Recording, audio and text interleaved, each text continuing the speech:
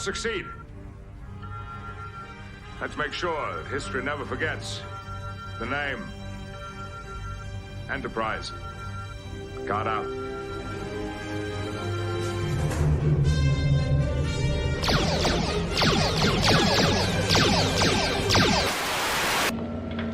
Our lives are different to anybody else's.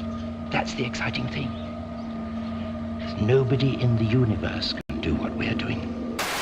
Greenville, I am calling battle station. Anything can happen in the next half hour.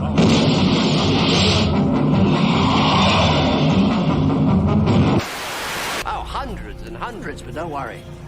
I started a very long time ago. Calling the War Council of Gallifrey. This is the Doctor. You might say I've been doing this all my lives. Good luck. Stand by. Ready. Commencing calculations. Turn me there. Across the boundaries that divide one universe from another. Got to lock onto his coordinates. And for my next trick, I didn't know when I was well off. All 12 of them. No, sir. Ah! All 13! This is what they want. Yes, indeed, ladies and gentlemen. Good evening or good morning. I hope you're doing well. Happy Saturday to everyone. I hope you're having a splendid time wherever you are in the world. I have a lot going on in the old brain box. A lot of the thoughts rattling around, dealing with some news that I'm hearing about Big Finish. Doesn't sound good. Been predicting it. Doesn't sound good. Poor old Big Finish. What can I tell you? I mean, look.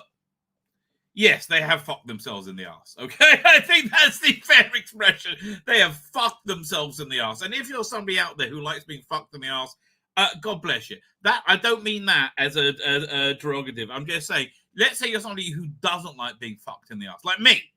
Totally against. Like 100% not up for it, right? Under any circumstances, right? And even with how much I dislike it, still being fucked in the arse and finding out it was me that fucked me in the arse, right? I will be perturbed. But Big Finish have fucked themselves in the arse. I'm sorry. We'll talk about that soon, but it doesn't look good. I mean, the go-to clip in my mind, which I needed to clip out, is from Reservoir Dogs, where what's his name? Tim Roth. He's like covered in blood, right? And what's his name? Harvey Keitel is like holding him. He said, "How is it, whatever, Mr. White? How is it, Bobby?" And he goes, "It's not good. It's not good." Right? That's where Big Finish is right now, which is a shame. Poor old Big Finish, but they did fuck themselves in the ass. The only real way of describing it. That's the big news we're going to be doing. We've got lots of news we're going to get. I'll look at the thumbnail soon and tell us, what my fiendish plans. I think I had things. Oh, I know what we're getting to tonight. Finally, the James Bond stuff. Oh yeah, it was a good James Bond thumbnail. We will go through the creation of that. I tell you, I do like making these AI thumbnails. I am enjoying myself. Yeah, it's it can be used for such evil. And I often will, right? I often will. Anyway, what else we got to talk about? Man, so Sabbath just went out. Right? A couple of thoughts ago to my son. My son just came home again. Like, okay, he had the weirdest week, right? On Tuesday, he says they gave me a choice. I can either come home for the night because he was in a tank. You got three positions. You got gunner, driver, loader, and commander. Right, so four positions. My son's a loader. He's got a new commander, and he hasn't been a loader before, so he's taking over as loader for a week, right, for a few days. So get used to it. So he knows the job. So I said, you can either stay around here and kick shit around and do the shittest jobs ever, or you choose, go home for the night, have some good food and a nice bed. see your fiance girlfriend, right? How about that? He's like, I'll go home for the night. I'll do that.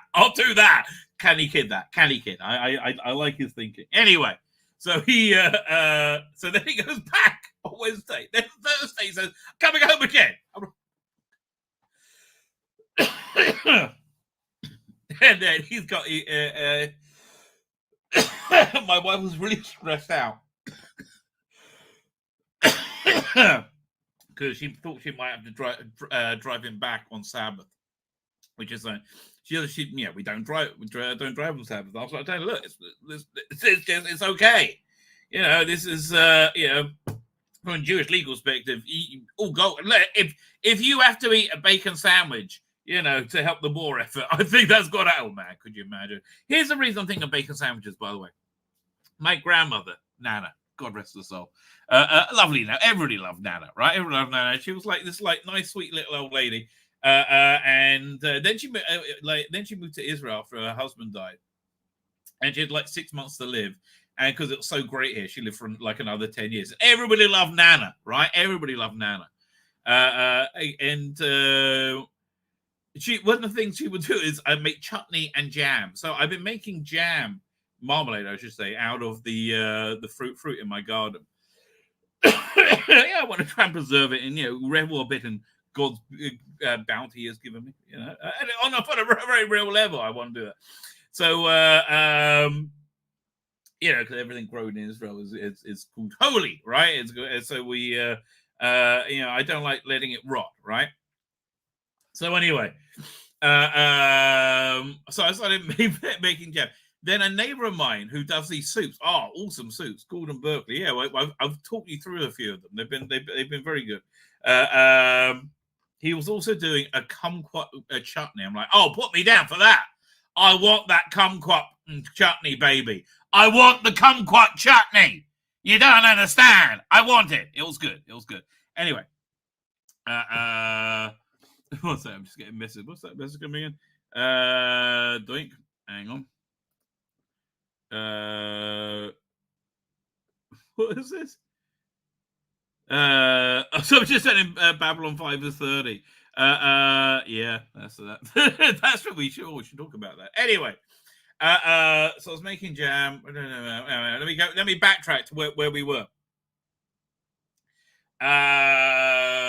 Making jam, Nana. Yeah, because as a remembrance for Nana. But that kumquat chutney, when I finally got it, I remember now, tastes just like Nana's. Oh my god! Really liked it. I bought actually an extra jar. That's how good it was, baby. That's what I discovered. I like kumquat chutney. I do. I'm not ashamed to deny it, right? I am not ashamed to deny it. Anyway, my son Eddie is now being driven back to Gaza by my wife and my daughter. There's a kosher Domino's, so they may stop right there. My son's like, oh, there's a kosher Domino's, This is what war's really like. We've been driven back to war. Oh man, did I freak out our rabbi today? We'll get to geeky stuff in a minute. This is funny, okay? This is funny. I genuinely freaked out our rabbi. Now, our rabbi is like a kid. Sweet kid. He likes Doctor Who. I was like, oh, you sweet boy. Run away from here. Anyway, and also his father was the old rabbi, not the piece of shit one that destroyed the community, but I'm telling you, the one before him, right? Who I like a lot, who I've got a lot of respect for. In fact, one of the only people who I would say, as a rabbi, I respect as a rabbi, right? Very few nowadays. Very, very, very, very few, right? But I find it to be the exception rather than all. I just think, this is the end of days, right? I keep saying that, and I just feel every level of authority has grown corrupt, right? And is withering on the branch, right? That's what I really think. Anyway, so I freaked him out. I go to the early prayer service. Get in, get out, quickly, leave me alone. I like that. I'm in the grumpy old man group, right? I like being in the grumpy old man group. I fit in. I'm a young grumpy old man, but I'm a grumpy old man. Oh, I'm super grumpy. Leave me alone, right?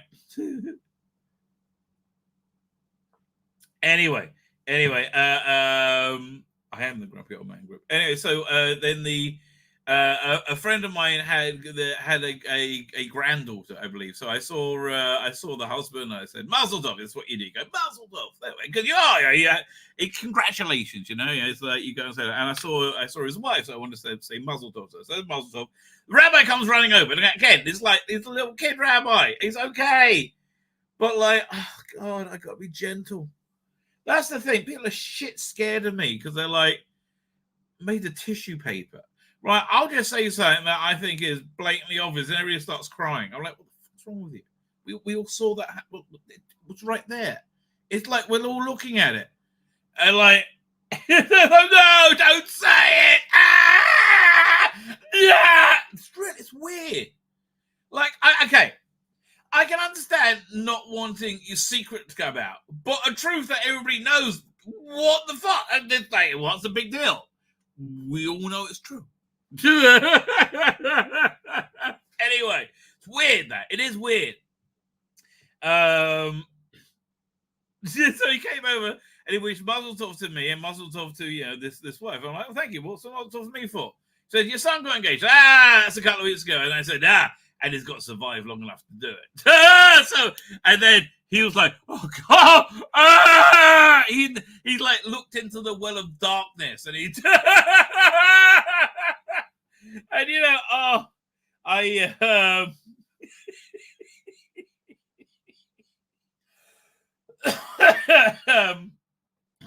do kind of feel that way. Like, what am I going to say to him? Listen, buddy, October 7th was a sign that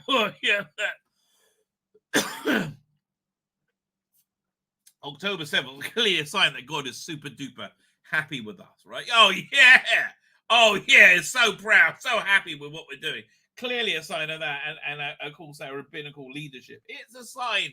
Yeah, did you see the way they ran to take responsibility for it on a theological level, right?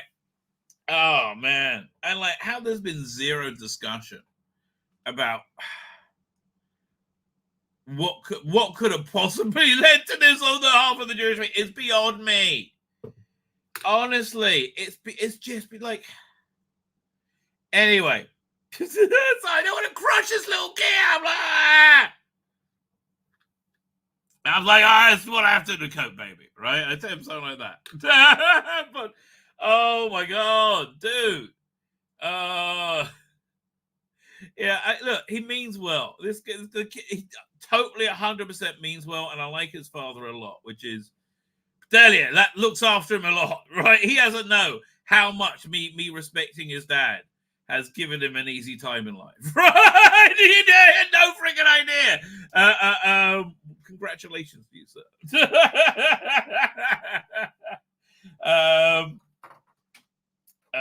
Had it not been for your father, and he didn't intercede, but I just wouldn't do it to his son, we would have had some difficult conversations by now.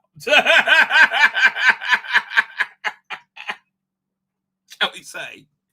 Anyway, I digress. Good evening, guys. Good morning. So we got the big finish thing to go with. That's bad news, a big finish, man. I've been saying that's coming for a while, right? What else we got to go over? We got to go over great balls I've been talking about. We got to go over the TARDIS. Oh, my God. I keep trying to get to that. And James Bond, right? We got to do the James... Oh, man. Here, let's put up the thumbnail. I'll show you the making of the thumbnail.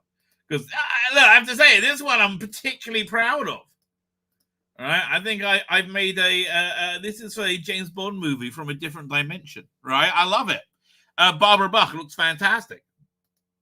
Barbara Buck actually was a very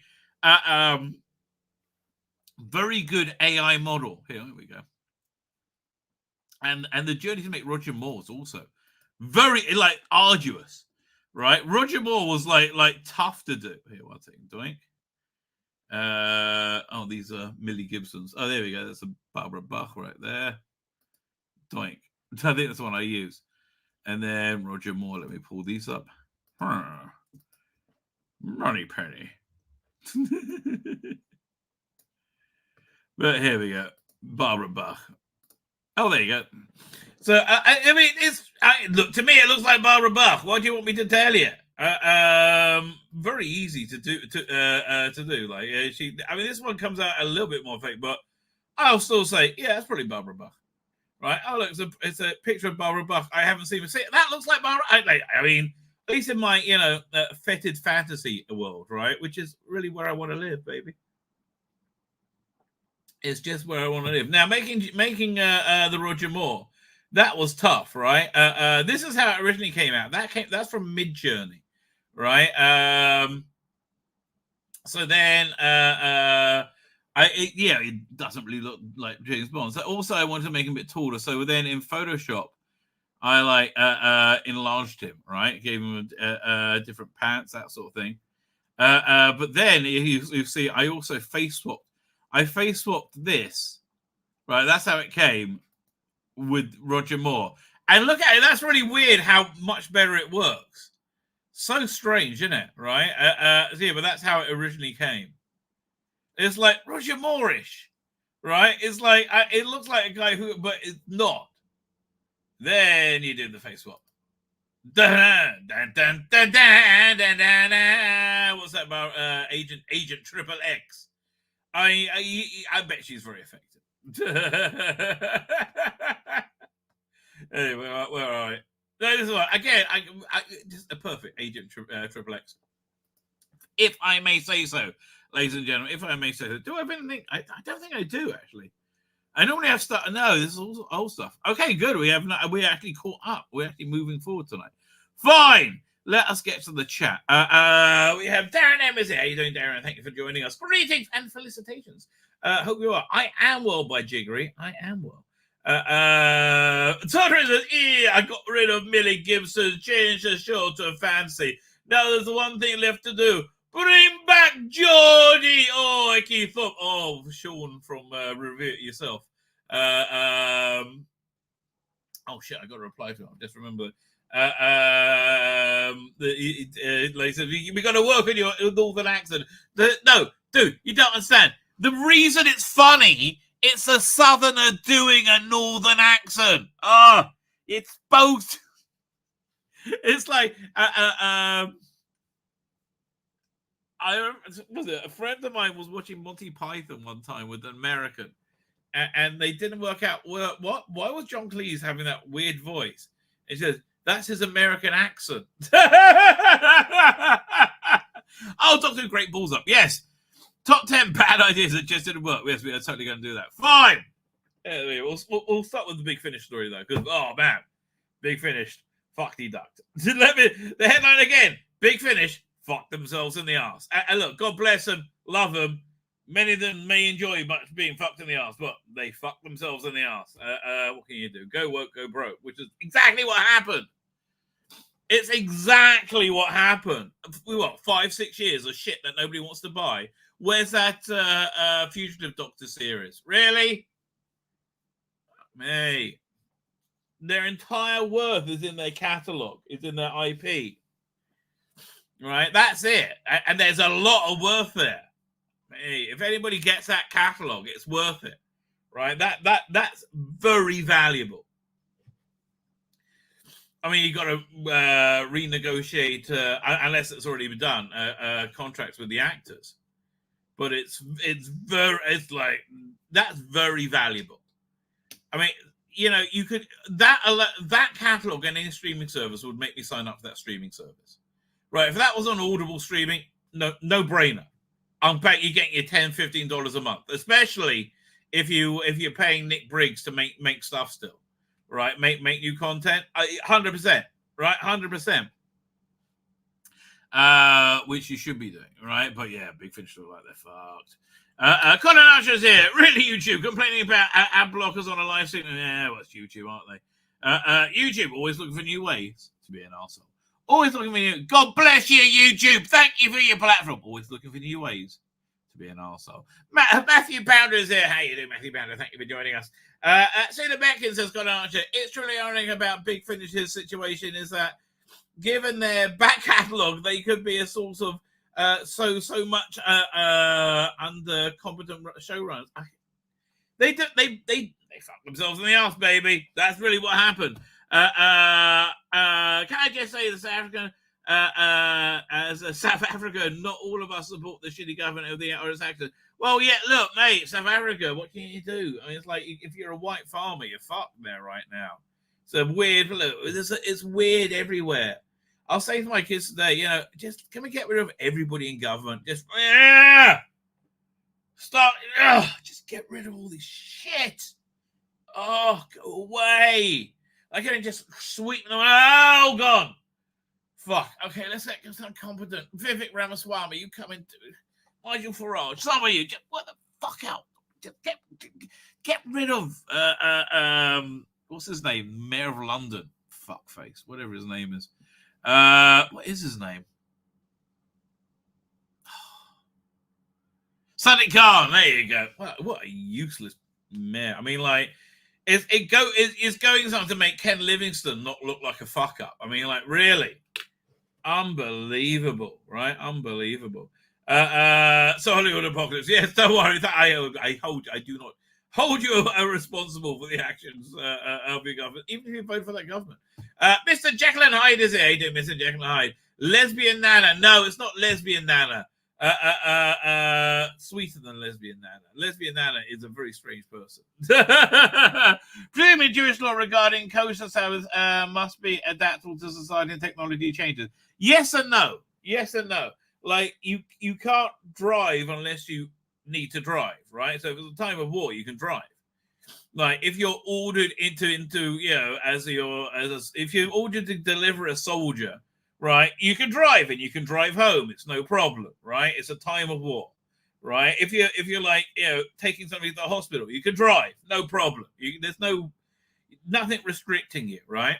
You're trying to like minimize your labor, but just do the best you can, right? But she was really stressed out about it. Anyway, so fortunately he got a message came in. So yeah, great example. If you're in combat, if you're in in the military. And I think you're supposed to, as a citizen, I don't do it though, because everybody else does, is carry their phone with them for any updates, right? So he got a message that he instead of going, he has to be there at 10 in the morning, didn't have to be there till 10 at night or something. So they're on their way there now, probably via Domino's, as I should say. Kosher Domino's, baby. I hope they remember Tati. Remember Tati, baby. Although we got so much food left over from Sabbath. I mean, it's just ridiculous how much food we got left over. My wife made on Friday night like this beef strudel, right? It was really good. But I didn't notice it because the chicken was even better. Oh, real dewy chicken. Very crispy, nice and succulent on the inside. She cried like a new prostitute.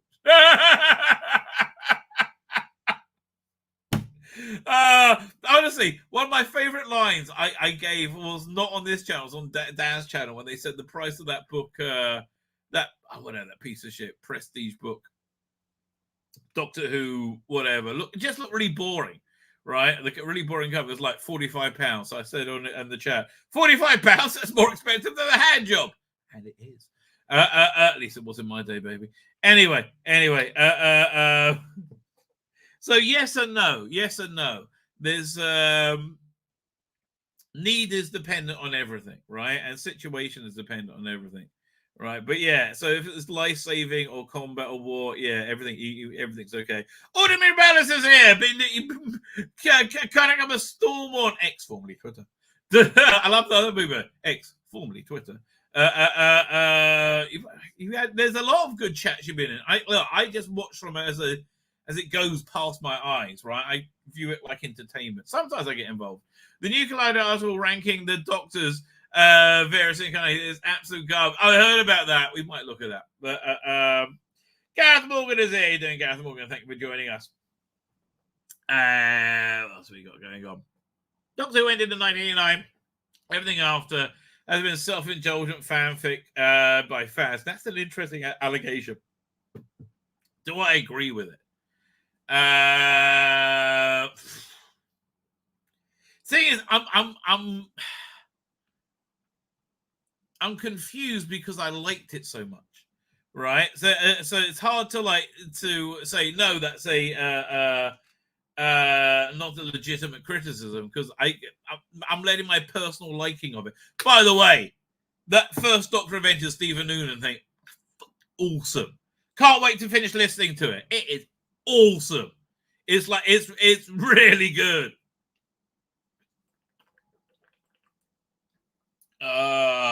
Honestly, I love the streaming service to buy Big Finish and like hire them to create content, and that's really the best thing, right? That would be the best thing. So okay, is it okay, here's a question: is it self-aware or self-indulgent? It's certainly self-aware. It's aware it's Doctor Who, whereas up until I would say McGann was the first person who said, "I am the Doctor." Well, probably not the first. Is he the first? I don't remember. I'm going through. I don't remember Colin Baker doing that or Sylvester McCoy. Don't remember Peter Davison. No, was asleep for most of it. No, definitely no. Nobody did that. The first time they did that was Paul McGann. They go, "I am the Doctor." Right? It was aware the Doctor was something. It's a real difference, right? It's a major shift. Does that make it self-indulgent fanfic? Possibly. Possibly. Yeah, it's a really interesting allegation. I have to say, I'm not dismissing it out of hand. Let me read it again. Gareth Morgan says, Doctor Who ended in 1989. Everything after has been self-indulgent fanfic by fans who got a preferential treatment. Some was good, most was rubbish. I'm not sure about the bottom bit. I mean, I don't know. If you add in everything post-Capaldi, yeah. That does weight the rubbish side very strongly, unfortunately. It's a good question. So it's a very strong question. Is becoming self-aware self-indulgent and fanfic?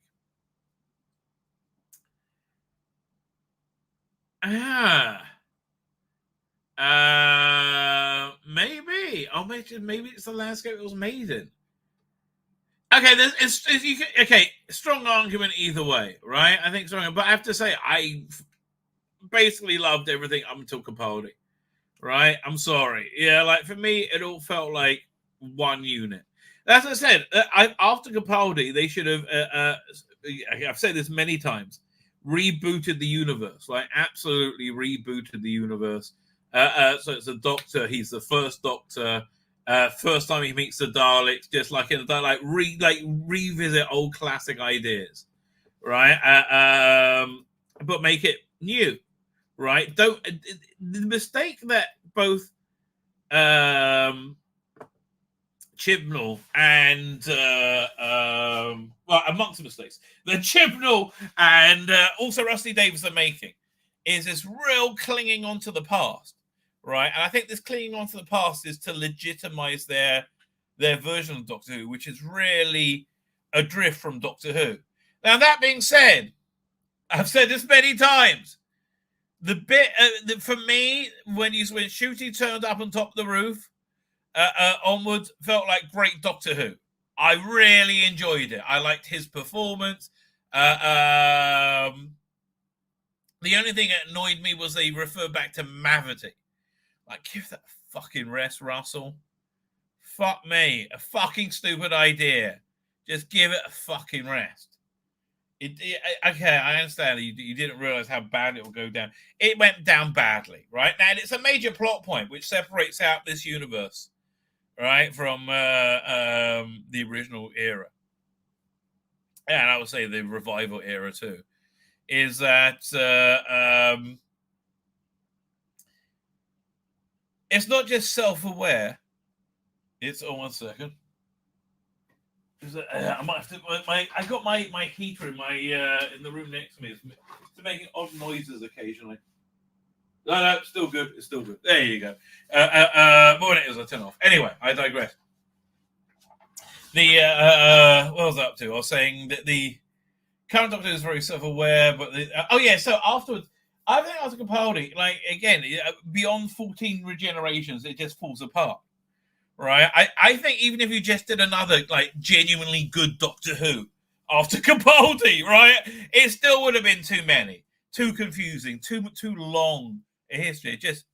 And a Crisis on Infinite Earths is basically what you need, which is just reset to zero, right? With the basic building blocks of your reality, right, and then rebuild it from there, right? That's right. But then why do they cling on to the past so much? Because to legitimize themselves, right? Bottom line. Anyway, that's a proof. Gareth Morgan, you sent me on a real tangent, and it was worthwhile. That's a really interesting question. I do like that question. I'll be musing about that a lot more. Conrad says, oddly, I find it that different face swaps AIs have different levels of success. Yes, one that allows you to use up to 4,000 by 400 doesn't always work as well as a 1 to 2. That is true. As well. Well, it's going to carry on. So I use the one. I just use faceswap.ai. They give you 6 goes for free, and then if you turn on the a VPN, you go again. It's okay, but 6 is normally fine. PD Richards here. You hit Big Finish is in trouble. Oh well, Tosei, we didn't want to. Years and years. Right, absolutely years. I'm pretty sure I said hello to you, but I'll say hello again.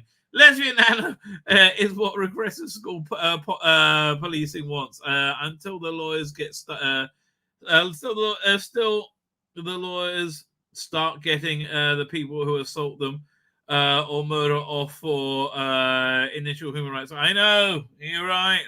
And I can't believe she was let off. The second one. Lesbian Nana's nuts, right? Honestly cannot stand shooting. I agree with you. I liked him, but I understand you is what I should say. All right, I can totally see why somebody doesn't like shooting. It's very different, right? It's a revamp, right? It's a revamp. You might be the Doctor, but I'm the Doctor. Full Harry Sullivan. That is true. Okay, he just debunked my theory. But still, he's not saying, standing on a rooftop screaming, I am the Doctor! Right? Well, they all do that. They're from McGann onwards, right? It's like, we know. It's like Batman. Yeah, Adam West never need to say, I'm Batman. I'm Batman. We know. That's why you're dressed as Batman. Do you remember was a gay guy who might have been a decent Doctor? That's Simon Callow. If you want a gay guy, he'll be a great. I had no idea he was gay, but he'll be. He would have been a great Doctor. Fine.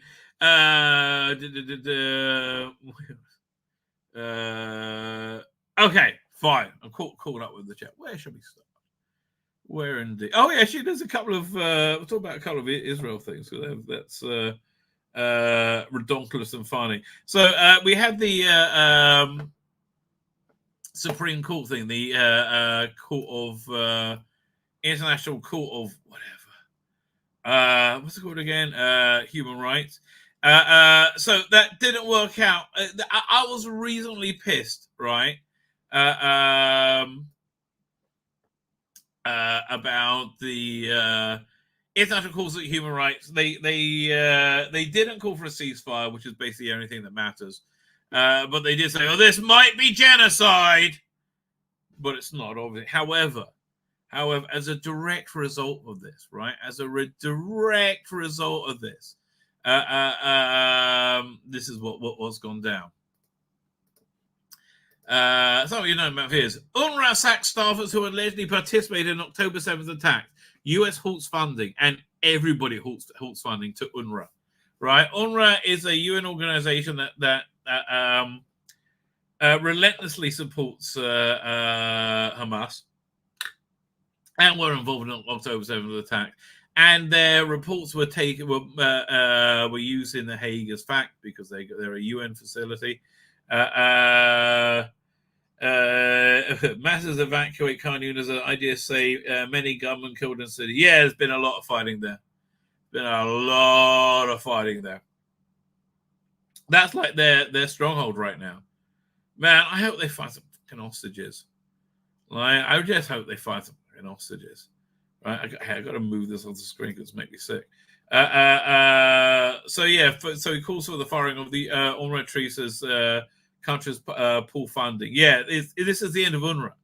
This is a big deal, right? This is like a huge deal. And why is this happening? As a direct result from the filing in The Hague, right? What we got here? So I'm just lining up what we got. So we can start over there, I guess. Oh yeah, and then go to that. Fine. So yeah, this is why we've never been taken to the International Court of Human Rights, because it works out badly because we document it. Like, okay, this is the incredible thing. They think like Israeli soldiers walking around with the M16s like fire relentlessly around. Like they just think that. I'll say here. I meant to reply to this guy. No worries. Doink. Someone was stressing out. I was like, oh, I should let him know. Yeah, so that's what they believe. They believe that like they're just. Here's the truth. Every anybody who has permission to fire a bullet or a shell from a tank or any munition, any airstrike, anything goes through a team of bloody lawyers. Everything in the army. Oh my God! And everything's recorded because we know you cunts will try this, right? And then. But this is why they never do it. But because of that, it opened up the UNRWA funding, and I think tit for tat, they just got their asses handed to them. Speaking of people getting their asses handed to them, speaking of people getting their asses handed to them, dear old Big Finish, we love stories. Yes, but your one might be a sad story, right? Your one might be a very, very sad story. Listen, I love Big Finish. I've been with Big Finish since the beginning. Literally, I got the Oh No It Isn't cassette tapes from when I was working in Miami. And the big thing around them was also the BBV videos, right? Alton. This is before Alton. So I've been with them since the very beginning, right? Since the very, very beginning. What do they talk about on their website? Let's have a quick look. Big Finish. And man, in their time, they were great. But basically, as Jody came in, it wasn't Jody. So here's the thing. Jody wasn't causative. Jody was... why is this not opening up? Come on. Jody was a symptom rather than the cause. Why is this not opening up? Come on. Oh, there you go. Excellent. Jody was a symptom, not the cause. Of like this immense downturn in quality, right? And there's immense downturn in quality, of course, many things, but mostly laziness, in my opinion, right? Mostly laziness. But yeah, no, it was a remarkable downturn in quality of the last. Since basically Jody was like just the same on TV, right? And some of it was covered by diversity hires. I mean, you had some just horrible writing, right? And scripts that are okay that just shouldn't be. It was just garbage, right? Just so much garbage. The main brains just like shuddered and died, right? Right, it was such a shame. That final year, okay, the main range at the height was wonderful. Like it was just, I mean, like let's have a quick look. Let's go through a year. Like, if I go back to here, let's go to like 2002. Okay. Right, so this is December. So in the December release, Bang Bang and Boom, which is freaking awesome. Oh my god. Okay. If you see, like, it's like light on releases, but these are all awesome. This is basically a space Eurovision with the Seventh Doctor and Mel before they were reinvented to be super cool. Plus, you also had Real Time, this thing they did for BBC as a the type of technology used to stream it on these little postage stamp things were, and they were small. These small little windows was called Real Time with two E's. So Real Time. This is called Real Time. It was a Sixth Doctor Cyberman story. It was okay, right? It was okay. What kind of fun? But okay, we're in January. Jubilee, all-time fucking classic. Oh my god, all-time fucking classic. Yeah, I think it was the first Robert Sherman release. One of the weirdest, creepiest, most wonderful, a Dalek story. And what makes Dalek stories great is when they're different. They go places where you don't expect. Evil of the Daleks, great example, right? Speaking of Daleks, great month. He also had Dalek War. This was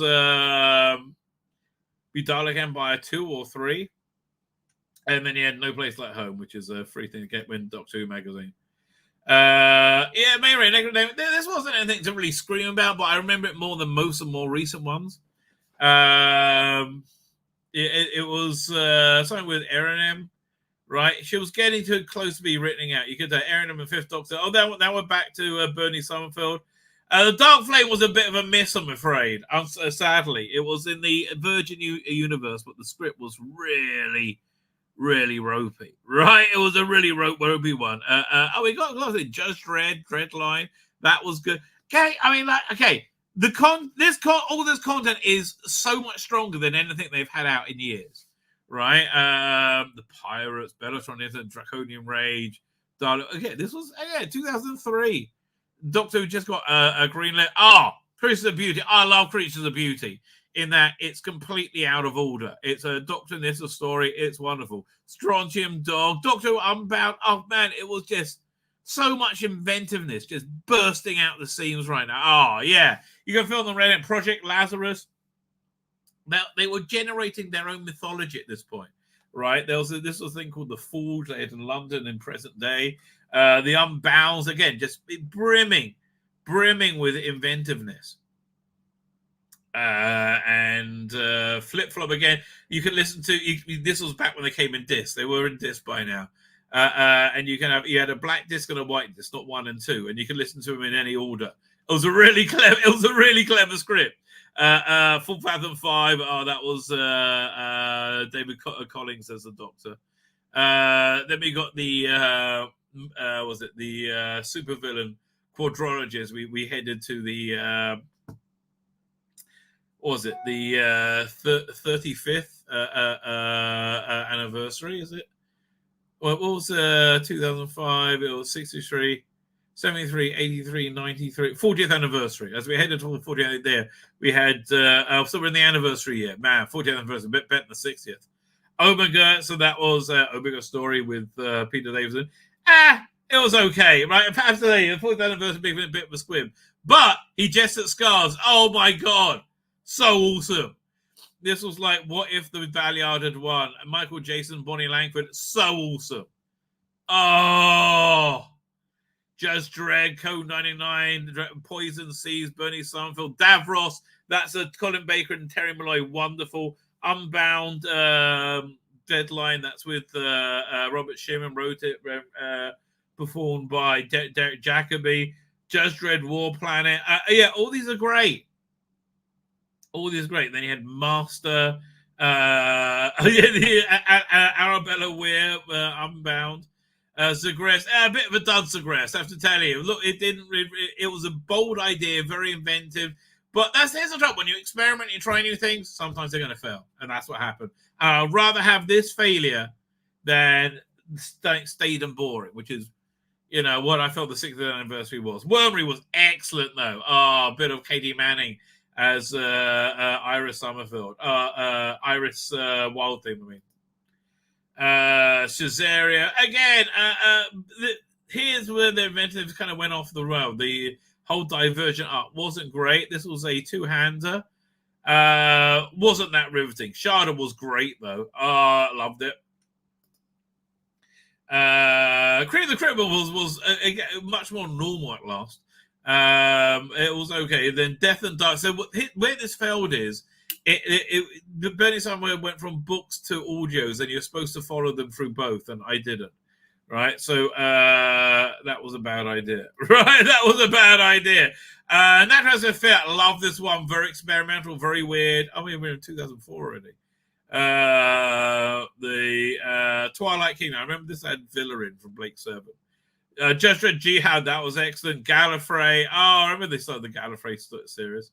Anyway, my point is this. I love Big Finish, right? I unabashedly love Big Finish. So I've been saying that because their quality has nosedived over the last several years. Yeah, I'll demonstrate, right? I'll demonstrate. Let's go to 2018, right? March 2018. Let's see what they got. Serpent and Silver Mask, basically forgettable, right? Basically forgettable. Yeah, I honestly don't remember anything about it. It was like just filling in the blanks. What's the name? Fifth Doctor story. Atagirl, it's kind of what everything that was wrong with Big Finish. It's like, oh yes, women being proud of women. You are women are the majority and the most privileged people. In Western society. Like, oh no, but we used to have to not be like that. I never bothered with the Tales from New Earth. I don't think many. $38. What the fuck? $38. What? Oh, I can't work out what their business model. How many discs is this? You fucking me? 5 discs? 38.11.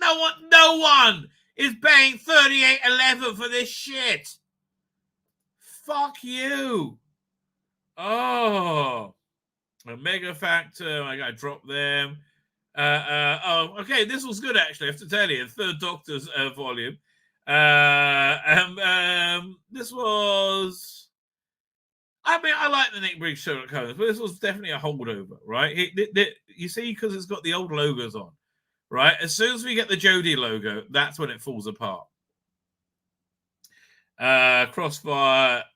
Right, so it was the second Ravenous, right? And Ravenous wasn't really that good either. The depiction of Candyman wasn't in any way better than in Paradise. Not Paradise Towers, in Habitat Patrol, which I watched an episode of the other night. It was actually genuinely quite good.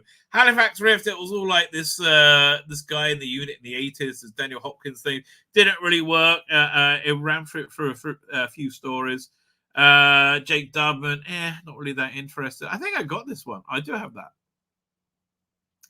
38.11. You got to be fucking with me. It's just crazy, right? It is just crazy. Prisoner was excellent. Oh my god, that was very good. Man, they got a lot of product out. That Short Trip, I think, was actually quite good as well. These are the 10th Doctor in German. All right, let's see. It's any time now when the logo changes. There you go. I am right. Totally forgettable. Jenny, Doctor's daughter, never bothered with it. Not interested. Lots of Dark Shadows. Callum was actually very, very good. Short Trips was good. Star Trek Meetings, I guess, didn't go far. Time War was actually, I wasn't so keen about them gender swapping the 12. Out the side, again, this is where they become completely forgettable. But they were trying something new. Jeremiah Born in Time. This was a thing by Nigel Planet, which was meh. Is it worth paying for? No. I hate to tell you. This is actually quite good. It's a sequel to War Machines, with where the program for Wotan was found in the current day, 2004, whenever this is, 2018. And this is First Doctor Chronicles, the First Doctor Adventures. They were still quite good at the time. Class didn't bother with it again. Red Planet's kind of cack. Burning Sonnenfeld, 11th Doctor Chronicles, apparently I have that. I don't remember it in any way, shape, or form. Lady Katrina, I have that, and that is because Michelle Ryan has a fantastic ass, right? Fantastic ass. And you know, I think she. God, I got the Shilling and Sixpence as well. I wasn't out of my mind. That was shit. Oh God, that was shit. Was that the second one? I hated Shilling and Sixpence. So this was a weird trilogy of Sylvester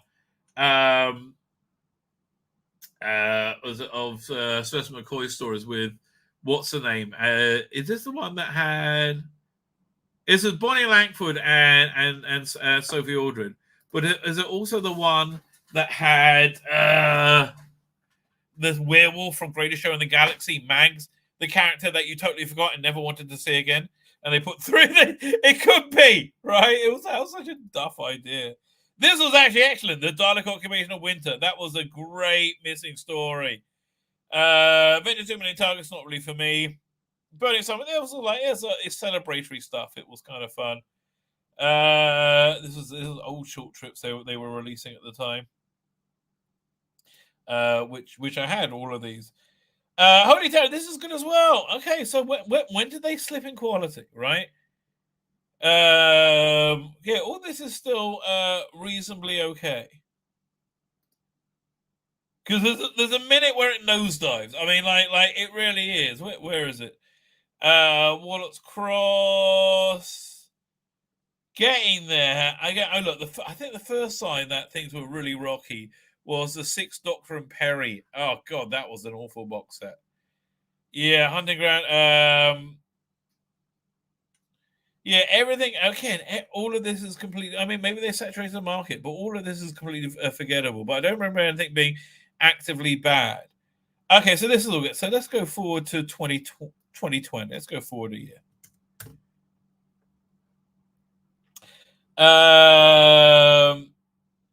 Yeah. Yes. We've hit the shitville, right? Dark, man, this was shit. This whole E-Space Fourth Doctor stuff was skippable, right? Very skippable. The Director's Guest I didn't bother with. Oh God, this was awful. This Greatest Show. The Psychic Circus. Yeah, this was really genuinely awful. And I loved it. I love Greatest Show in the Galaxy, right? And I like that Master as well. I think this isn't the last time you see him before he was unceremoniously sacked without being consulted, right? Because he opposed the trans community, right? The more Fourth Doctor, again, this is all so forgettable, right? And it's like that. You can say forgettable about their products is really bad news, right? Oh God, that Fourth Doctor. Oh, this is 12th Doctor Chronicles I quite liked. Blake 7, that was awesome, right? Their restoration, that was awesome. I like that a lot. Subterfuge should have been brilliant. Was shit. This was good. Donna Atta Girl 2. Fuck off, Girl 2. Right. First Doctor Adventures, quite like that. David Bradley was still enjoying those. Captain Jack dropped out of that. Dorian Gray, I think I gave up on that as well. Lucy Miller set. This was the best thing of the year. Susan's War. That really was excellent. Cry of the Vultures, boring, forgettable. I quite like this countermeasures though. Okay, so this is 2020. When did the shit really start? Time Slip, I didn't bother with it. It looked kind of shit. To say it did look kind of shit. No, it's after this. It's totally after this. I still went for Human Frontier 2. Yes! Oh, it's with Stranded. Stranded is what that's where Ground Zero is, where you have Livchenko starts dating Tanya, somebody who lives in a they're stranded in London for a year, and so he has a house in Baker Street, I think, and with tenants in, so he gets to live there for free. And then there's Tanya, who I can't remember, is a woman with a penis who ends up dating Livchenko, who's a lesbian who likes women with penises. Oh, and without, because nothing bothers her because she's from the future, right? She is up for anything, right? Up for anything. That was it, right? Oh God, yeah, this was shit. Oh, Time Apart. Oh God, what a shit release. Mars Part 2 was actually good. That redeemed itself from what's it called again? Their first Star Cops thing, Mother Earth. Missy, is this the one where you had the meddling nun? Because that was shit. You had the Lumiere in this, which was shit. Which is like a future version of Master that's totally good, right? That was shit. Oh God, robots boring as fuck. Yeah, we're in the fuck boring zone now, right? Right. We are. This is what August 2020. Yeah. Thin Time Manquake. Yes, I told you it's when we got the Sixth Doctor and Perry volume. That was the sign it had started. Yes, this was shit. Every story in this was offensively shit. Oh, about all how terrible men were. All while she dressed like a slut constantly. Why are all men staring at my tits? Maybe stop showing them to me. And they are very good. Yeah, that's why do you think men are staring at your tits? Because men like tits and you have nice tits and you are showing them your tits. That is why men are staring at your tits, Perry. Perfect Alien Brown. Out of Time 1 was good, but too short. Should have been 2 discs. Oh, well, yeah, man. This is a doozy of a month, right? This is exactly why. Right? Big Finish up Shit Creek. Now, I kind of like this one, by the way. Bernie Summerfield. I was like Dracula's War. I didn't bother with it. This was the worst release they've ever done. Flying Dutchman Displaced. It was the absolute. This was an embarrassment. This was a disgrace. Right now they've improved stuff since then, but Callum Volume 2. Callum was very good, but that was a disgrace. It didn't get that much better. Shadow of the Dark. I mean, like, this is, just shit. Oh, Time Lord Victorious. Oh, fuck me. This was the absolute best bit of Time Lord Victorious was the, not Delgado Master, the Amy Master story. That was the pinnacle. Anyway, so I'm hardly surprised to see this. Has Gary Lee, has Big Finish Productions hit Choppy Waters or an iceberg-like Iceberg? The company has accounts of 2020 have just been released, and they reveal the company has taken out a £133,000 pound bank loan to enable them to remain afloat this year. Fuck me. Problem being says Big Finish will be Big Finish if they stop making turgid preachy stories. What, like the one I was just looking at? Get woke, go broke. You can feel them trying to turn the boat round, but it hasn't been good enough. Right, John the White says, and again, oh God, what his analytical mind is, it's not mine. Right, there are 2 million in debt due in the next 12 months, only 400k in assets.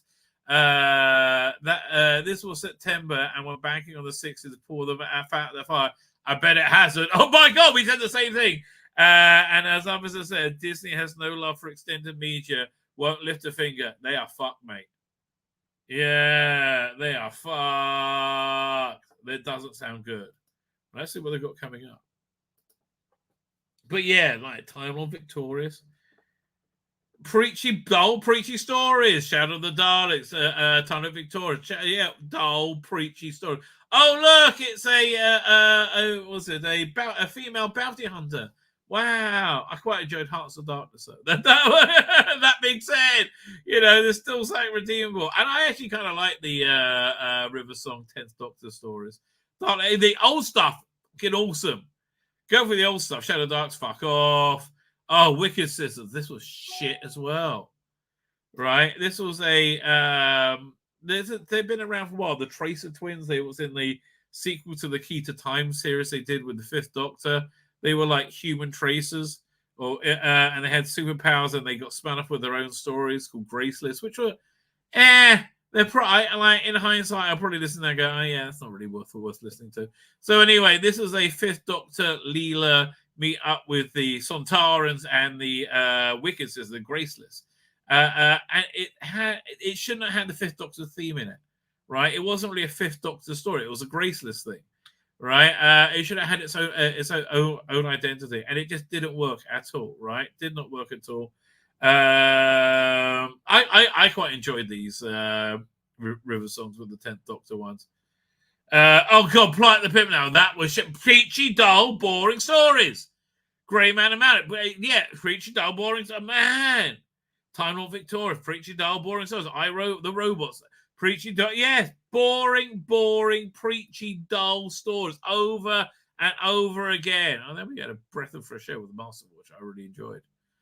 But their main range was shit. Colony of Fear. Even the 10th, 4th Doctor ones were just forgettable at this point, right? What's this? Volume 10? Yeah, basically you can forget from this point onwards. Space 99 I like. See, New Rangers always had new life to them, right? Always had new life. So what do they have coming up?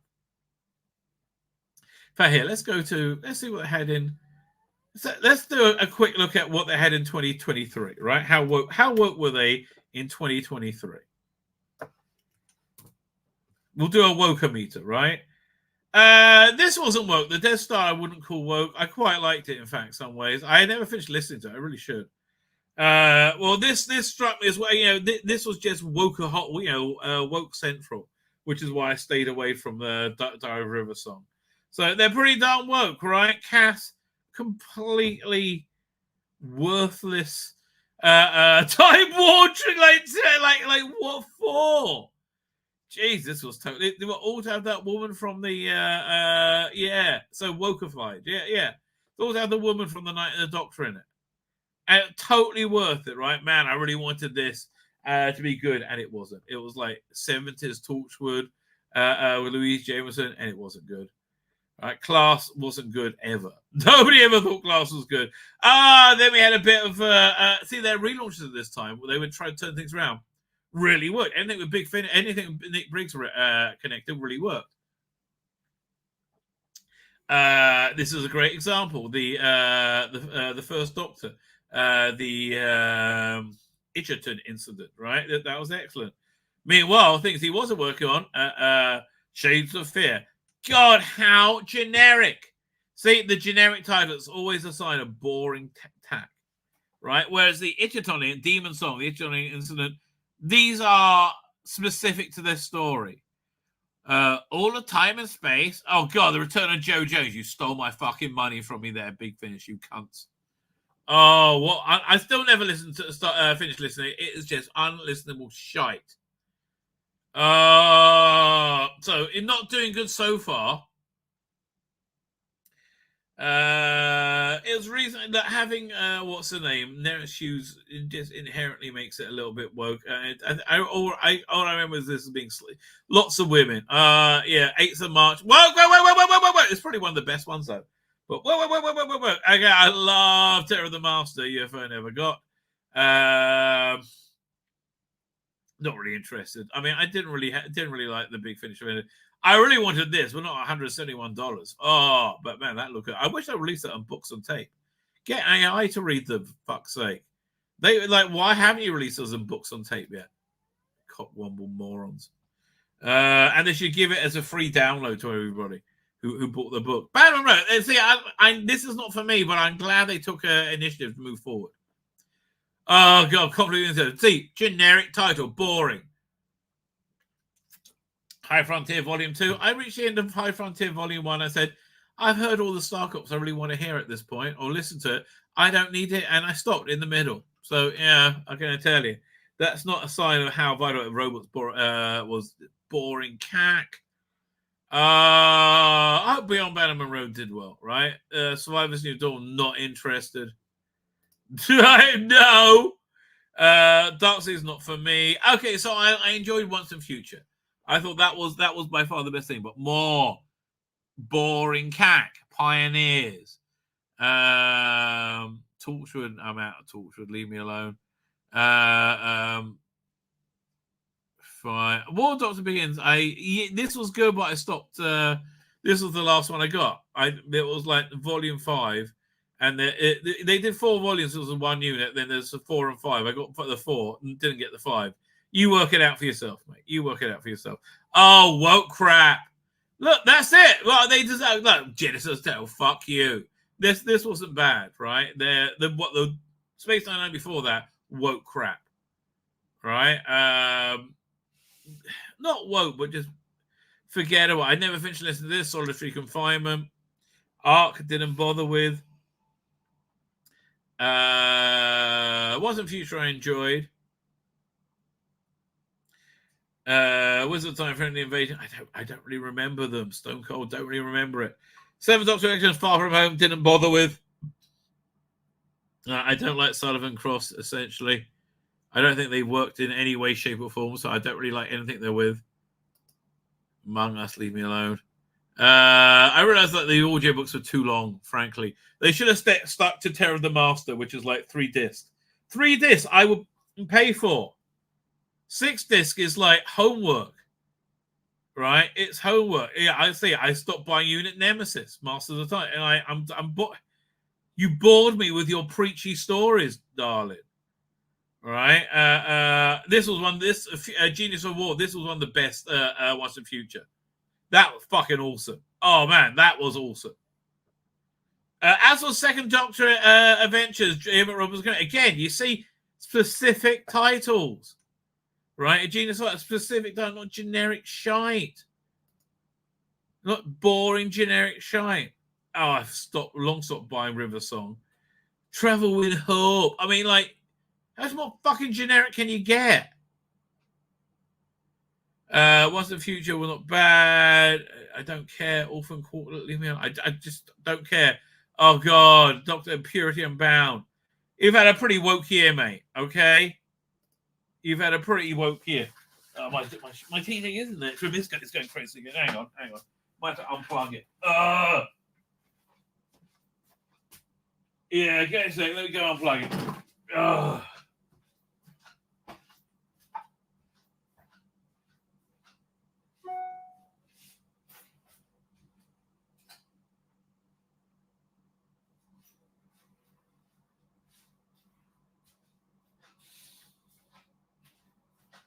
I already got to get seen to. Man, there's so many things I got to get seen to. Anyway, Big Finish looks like they're fucked. The bottom line, Big Finish looks like they're fucked.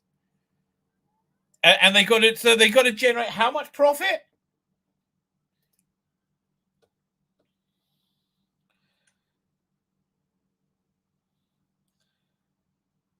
Wait. Somebody was saying how much profit they had to generate. It's not like 160,000 profit they got to make. That's crazy. Yeah, I mean, that's the and they're banking for the 60th anniversary. Tell you that Once and Future probably looked after them a little bit. But Rose Tyler, maybe. Arkwright I quite liked. I mean, again, I hope it did well for them. I hope all this stuff did well for them. Once and Future, again, this was one of the best ones as well. But like Doomsday, no, how could they be going under? When they had classics like this at only $38.11, you can get Doomsday. Where was it? What's her fucking name? Suze Kempner. Glad her name was there. Suze Kempner can sneer at you while being a shit actress and being paid for something that she shouldn't be doing. Like, no wonder they're going up. Look at this shit. Honestly, no wonder. Oh, Gallifrey War Room. Is this the one written by what's his name? Flo Trethaway, yeah, she's like this toxic fandom personality, I believe. Paternos again, Girl Power! X-Doc Lucy Miller. Look, we used to be good. Oh, this is the old stuff. Even this was shit. This wasn't bad. But like, okay, fine. I did enjoy What's in Future. Up to November. Oh God, audacity, fuck off. Right? War Master, I didn't bother with this one. The Art of Audio Invention. Fuck off. $57.19 for this book. Are you fucking with me? And that what you don't even get me. This is it. You aren't going to show me any interior pictures. You fucking with me.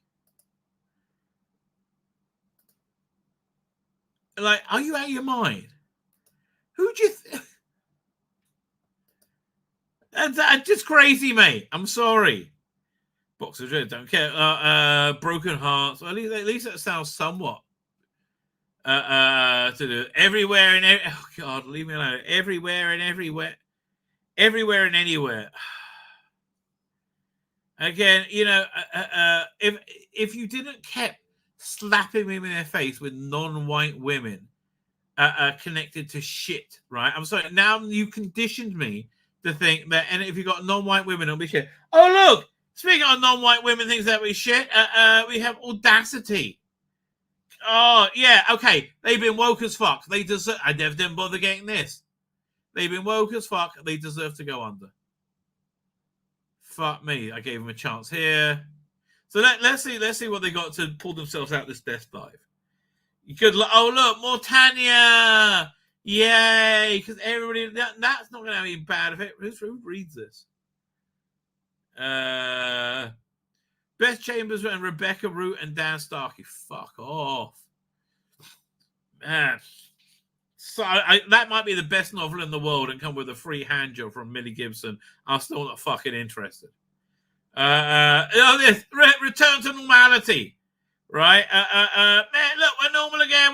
Hopefully, well, I enjoyed it, but is anybody left? You chased everybody away for fucking years.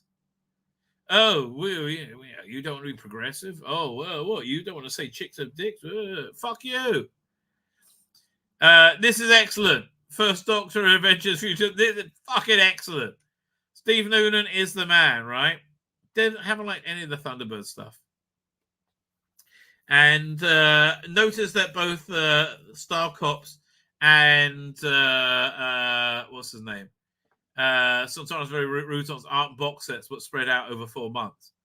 Meaning they can't produce content to fill the months right now. Right? Victory of the Dart. I hope this is making money for them, right? $30 on that. No way. I never finished listening to the last one. Planet Doom. I with Nemesis Express. So I don't know. I probably won't get this one. This I will get though. Third Doctor Adventures, Revolution Space. That has a good pedigree. Who Jonathan Morris. Oh, good, excellent writer. Right, always delivers. Sarcops. I've just watched a TV show. I'm done. I don't mind rewatching those ones now. So I don't versus Ruton. So far, it's been very good. Who's writing this one? Tim Foley. Probably good.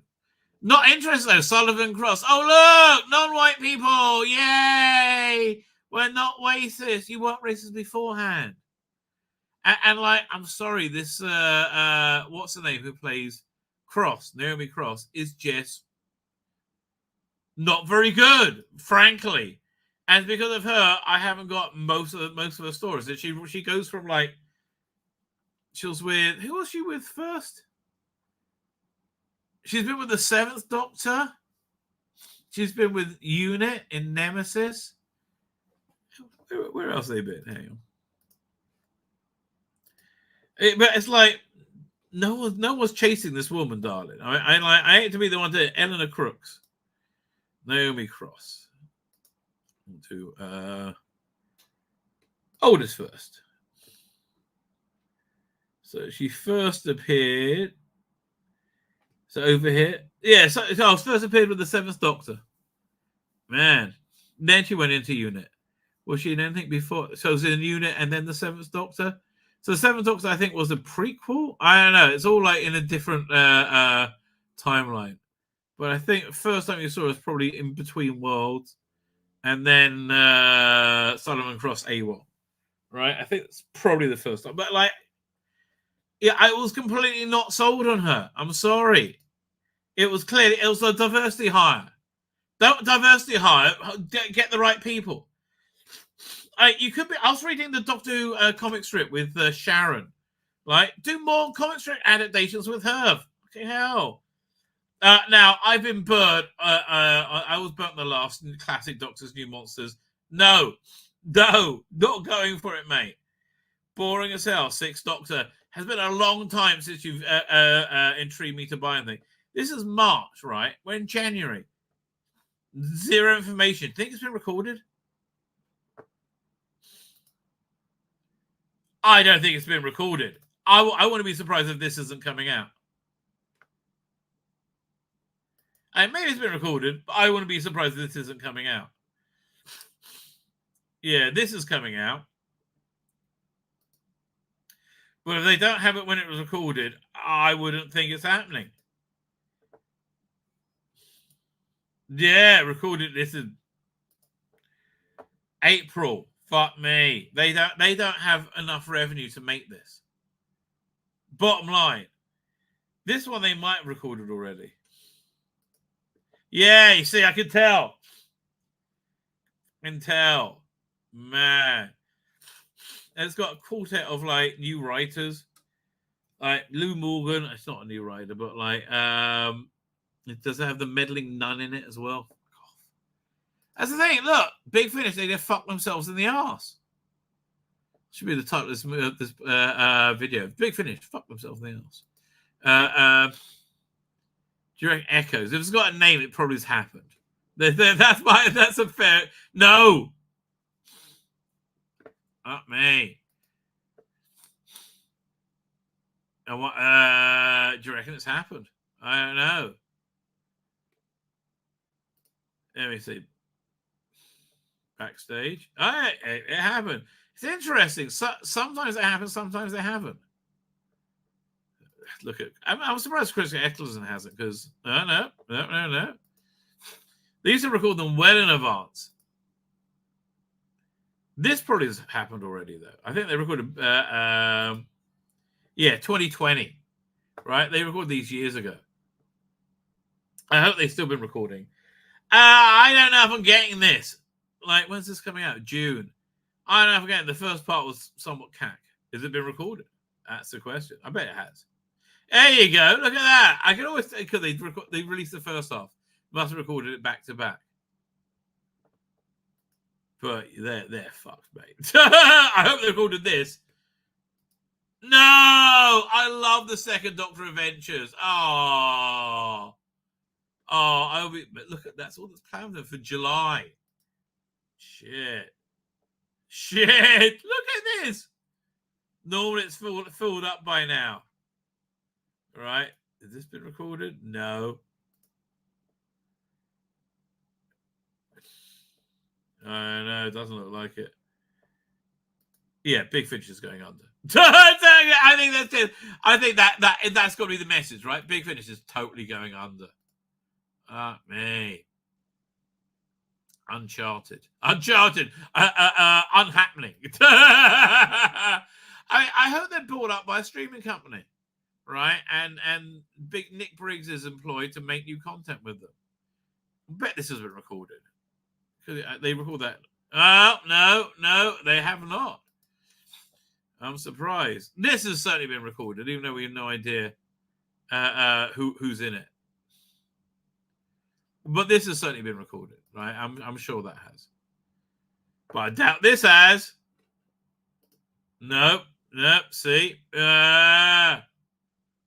Big Finish is fucked. It is. What are we in November? Let's see what and they got nothing coming out. And nothing, and they're fucked. Bottom line, that's it. They're just fucked.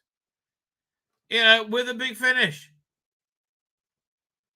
Everything. But how long have we been saying this is going to happen? I mean, really, how long? It's ridiculous, right? It's absolutely ridiculous. Of course, this sort of thing will happen, right? One second. Let me see if I can find that. Somebody somewhere had broken down some figures. I'm just looking now.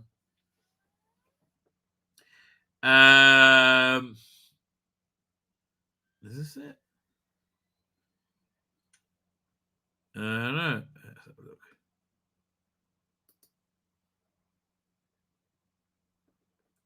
Just trying to find.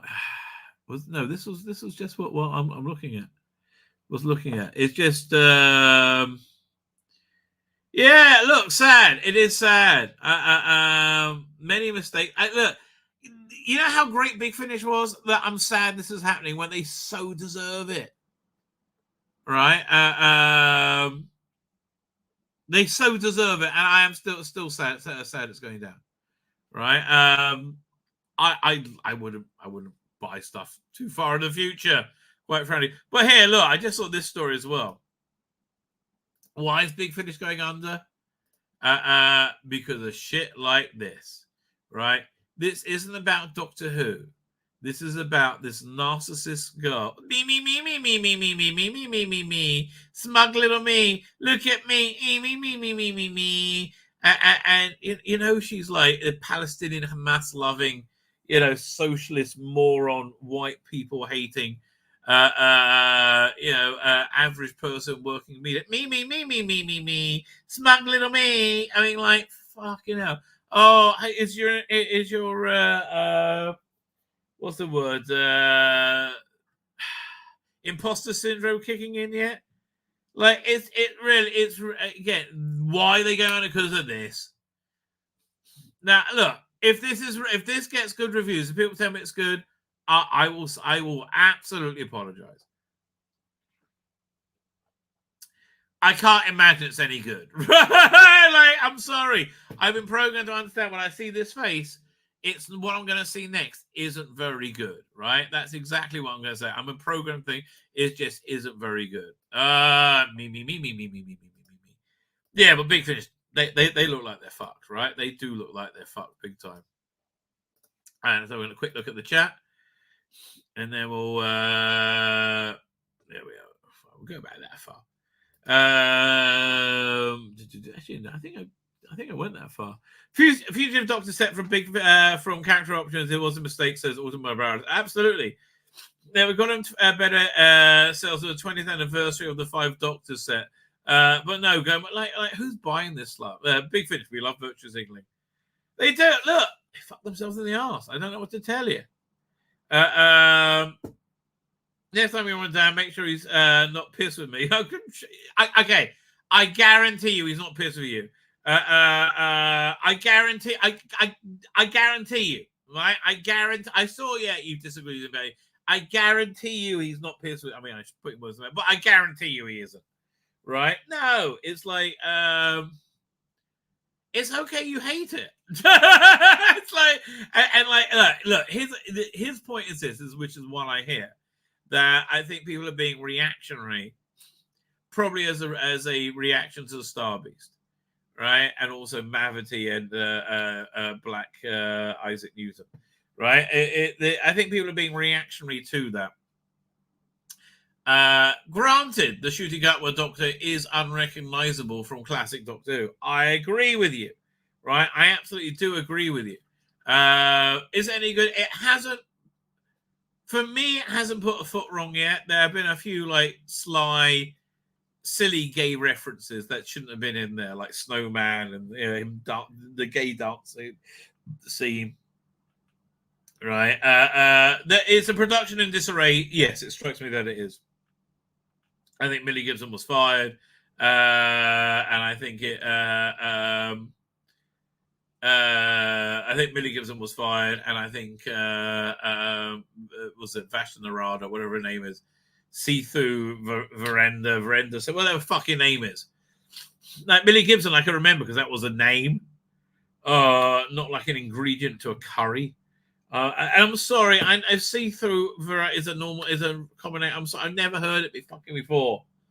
Oh, but it does. It's a see-through veranda sounds like you're ordering something at an Indian, right? It just does. Yeah, make sure. Can you make that spicy? Yeah, make sure plenty of poppadoms and 3 pints of beer, please. Make sure ice cold. Oh, the days in an Indian restaurant. I used to love Indian restaurants. Anyway, so I'm sure he's not pissed with you. I think he doesn't like people being reactionary and not being fair with it. Which are people being fair with it? I honestly, I don't think people are being really fair with the Shooty era. But it's like, it's your right not to be, right? It's your right not to put up with it. I agree with you. But I think he's pissed off that people aren't being fair with it, right? Even though ultimately it will crash and burn. But I don't think he's mad at you about it. I think it's woke bollocks. Well, basically everything. I'm not sure I would say that about Church on Ruby Road, but I think he's optimistic, but will be let down. I'm optimistic and think we'll be let down, right? I think you're going to be let down. I'm optimistic, but I think I'm going to be let down too, right? So in the back you said, I mean, I get it. Boy, I get it. But you definitely want good Doctor Who again. But ultimately, we have to set off a shit. That's what we're being fed again. That's the thing. I think people are very upset, right? I think people are genuinely upset. And I think understandably so. People looked at me, myself included, looked at Russell like he was a light at the end of the tunnel. And he wasn't, right? Sadly, right? Sadly. Again, I'm willing to judge the shooting stuff on its own merits, which thus far hasn't been woke, in my opinion. I view it as disconnected from Doctor Who. I think it's like Star Trek Strange New Worlds. It's not Star Trek, right? It's a different thing, which is fine, right? Which is fine. And I think they're so desperately trying to tie it to the past, trying to old Doctor Who is trying to legitimize it. The problem is that Dan is willing to give the show a long leash, but it's his right to. But it's not going to come back to popularity until they get rid of the other. I agree with you. I did and the retcon and the RTD and RTD now. I agree with you. I think it's going to fail. Right? I think it's going to fail. I think Dan is probably coming to that opinion. I think he thinks it's going to fail, but when it doesn't have to. Right? This might just again. So far, it hasn't been woke in terms of everything shooty onwards. Other than Shoot is Black, which for me isn't an issue. I know for a lot of people it is. Like for me, it's super duper not an issue, right? It's fine, right? But again, again, if you say it's a problem with black because you don't think black people could be smart enough to be the doctor, well, then I have a problem. That is racist, right? No way. But most people don't think that. Most people think, well, the character has been black for 60 years and now he is. Well, that's weird, right? I think that's legitimate, right? Again, for me, it's not an issue. I think get rid of bloody Millie Gibson because she's too white. That's a bit off, right? It's definitely a bit off, isn't it? Was it Entrance of the Doctor that kicked it off the full Big Finish, which correlates to the Jodie entrance? Exactly, right? Exactly. Review yourself is here. It's totally cool. Me and Review itself, we're getting ready to do another geek out to a Doctor Who story. I was talking about what stories it could be. It's going to be Face of Evil, right? So what's your Face of Evil over the next week? Well, we'll do it next week, mate. It's fine. I haven't finished watching it either. It's cool. But yeah, Face of Evil is awesome. It's like, oh my god, you watch Face of Evil and Church on Ruby Road, and you're like, fuck me, Church on Ruby Road is shit. All right, it's not in the same universe, right? It is not in the same universe at all. It's like such a solid, well-written story, like clever. Oh, way too intelligent for things today. Right, absolutely. So yeah, don't worry. We'll do it. I haven't finished watching it either, right? And there's all the extra stuff I like to watch. But now Ultimate Russ is still going on. Then bollocks. Yeah, we know. I say the same thing to Nick Briggs when he made the whole Space 1999, what Earthbound, all about Brexit. I said, Nick, we know what you fucking think about Brexit. We know, right? You like the Pete Matisse Leela short? Well, that was great. I mean, that Leela's fantastic. Respecting to me, Abigail was a homage to the work of the ad. Well, I didn't listen to it, so there you go. I'm happy to be corrected on this. Good stories on the last one. Okay, fine. Almost set the time harrying as a result of sex before marriage. Man, life was better when we didn't have sex before sex. When sex before marriage was frowned upon. everybody was happier then, right? It really is. As shitty as that sounds, it's true. Like, if it was like really looked down upon to have sex outside of marriage, everybody would be happier, frankly. Yeah, both men and women. Yeah.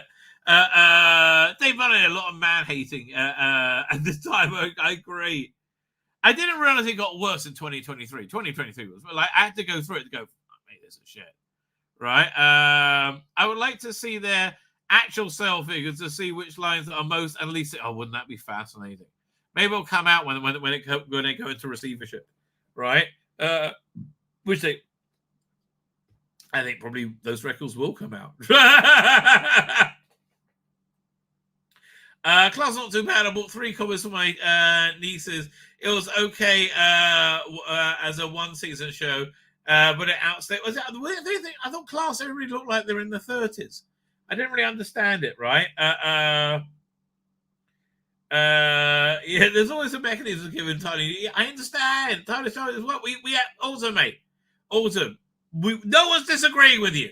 I know you feel this very strongly, right? No one's really, genuinely, no one's saying you're wrong, right? I'm sorry.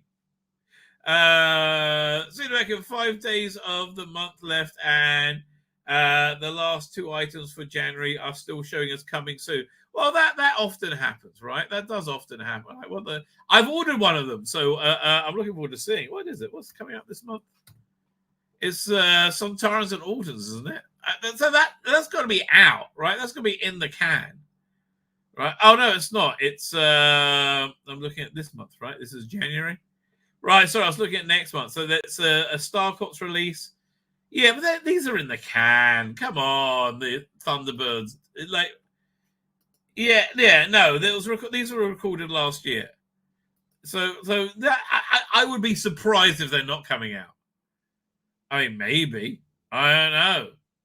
I mean, I guess we'll find out in 5 days, right? To make a good point, right? About the only reason I'm actually looking forward to Star Cops and Sontarans versus Routons. Well, I understand that. What else is there to look forward to, right? What else is there to look forward to? Let's see, what's it? Stunning and Brave. Big Finish, we love ourselves. Well, that's the problem. And again, that's the problem with media in general. This like unhinged self-love. That is it. How you doing? I think we didn't jump to conclusion. For all we know, the latest several loans Big Finish have taken out have been in this game. They've been in this game over 25 years. Yeah, but like their content's been garbage, Dan. It's been really rough. Right? I think they're fucked. I really do. They don't look too healthy, right? I mean, I've been saying I think they're going to be fucked for a while. Big Finish, we fucked ourselves in the arse. I think that's the essential new thing we said. TV Strawberry doing big stories. People have only been and looked at this information now, motivated by politics and culture war. Well, yeah, but it still makes it true. Big Finish would almost certainly have had other downs as well as ups in the last 2.5 days. I agree with you, but I think look, they nearly closed down in 2005 when they like halved their sales. Apparently, the new era, right? I don't think, but this downturn has been because very low quality. Again, I mean, like last year was a disaster. I'll put it up again, right? Because last year really was genuinely a disaster. Yeah, 1 second. We go 2023. Like woke shit after woke shit, right? It's amazing how much like every month had woke shit in it. Doink. Like that's ripping off the viewer, essentially. What was the woke shit this month? River Song, woke shit. Cass, unnecessary. Class, nobody really wanted it. Double, that was woke shit. Like nothing had a grip in this, right? Was there even a Doctor Who release this month? Yeah, again, the totally unnecessary Cass, right? Again, nothing is going, wow. Okay, then you had Stephen Noonan. That was awesome. right? I would be certainly, look, the Shades of Fear, anything with a generic title is almost certainly going to be shit, right? Demon Song, excellent. All of Time and Space, that was great. Return of Joe Jones, fuck off, woke shit.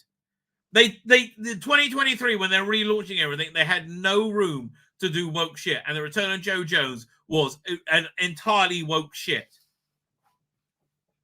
All right, that they ripped me off with, essentially. There is Hughes as a companion was naff, and the Fourth Doctor Avengers had run out of steam. 8th of March, this looked like actually it was going to be quite good, but they burnt their bridges with me, right? This is what their books and tapes should be. 3 disc long. Much, much better than the 6 disc one, right? But there's not really much going on this month. These are all ancillary releases, aren't they? Yeah, so the Fourth Doctor was the big release that month. Bannerman Road hadn't watched it, but again, a conflict of interest. That was woke shit. It was like, again, there's so much wokeism just like laid into everything. Everything. Always, every time you have an authority figure, it's always a woman, right? They're always married to another woman. It's like, this is somebody who consumes a lot of Big Finish. Too much woke shit. All right? I'm sorry they only did woke shit. Robots. If it's not woke shit, it's boring, like the robots. But like, you see how much less I know right now because I'm buying a lot less, right? Once and Future was actually very good, but Pioneers, woke shit, right? It's always woke shit when they like Comrades in Arms was woke shit, I'm afraid. It was about a stunning and brave woman who was the key to everything. That's why I didn't buy the second one. 6 Doctor Adventures, Purity Unleashed, woke shit. You see, like the Doctor's like hiding in the background, pushed out of the way by a bunch of stunning women. Woke shit over and over again. Or totally unnecessary. Genesis of Terror, fuck off. No, Jackals Domain was quite good. Okay, they were definitely trying to get people back after they chased them all away with the woke shit. They did. Wizard of Time again. It's just dull. Solitary Confinement, dull. The Ark didn't even try. Once and Future was okay. That's the best release this year.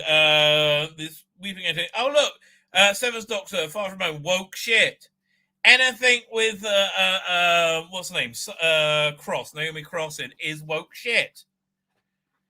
And like no one's happy about it being woke shit, but it's woke shit, right? Just relentless woke shit. They don't have room to have one release. Right, let alone a whole like one a month or more. Woke shit. Unit Nemesis. Woke shit. This was excellent though, and so was this. McCrimmon. So this wasn't such a terrible month. But woke shit. Oh look, the more woke shit. Traveling Hope. Even this was mediocre this month. Once and Future. Woke shit, right?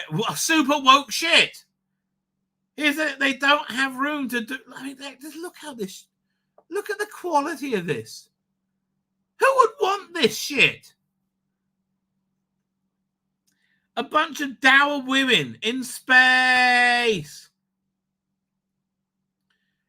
Yeah, look. So I believe that rumor, right? I'm sorry. It seems like a very like. It'll be weird if that rumor's not true. Woke shit. Oh, so much woke shit. Oh, Doomsday. Need I say more? Gallifrey War Room. Woke shit.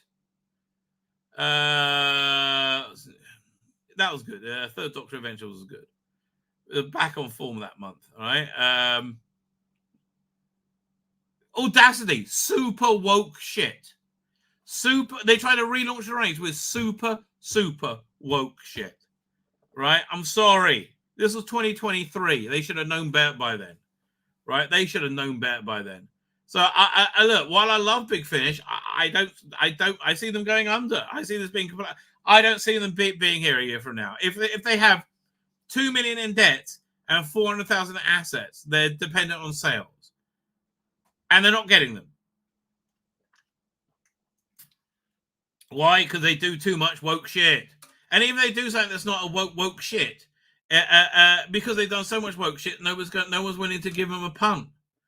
First of all, I think while I've been offline, don't lose their heads. I think they're going under.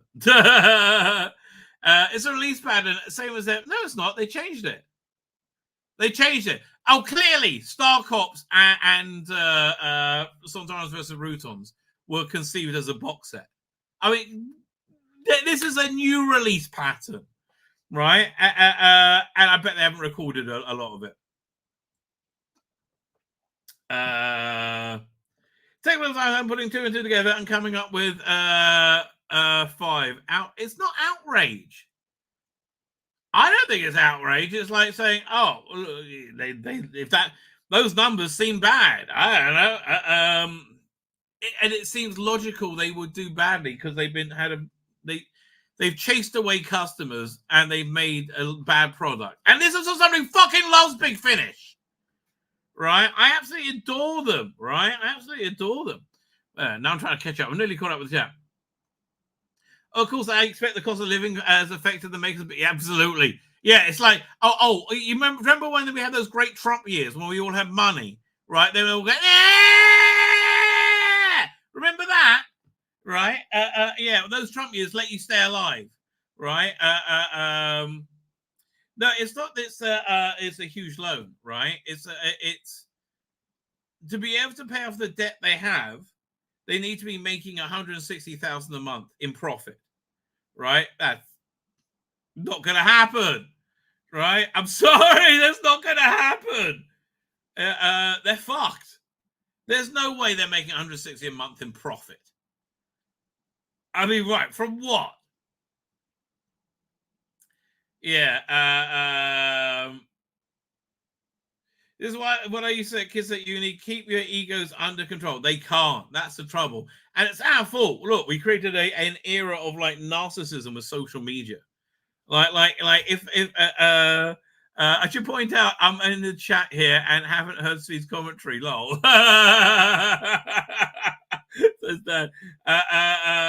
Okay, I'm here now. I can hear Tzvi. Fine. This was, how long ago was it? 5 minutes ago. Street's been brilliant since the review. Thank you very much.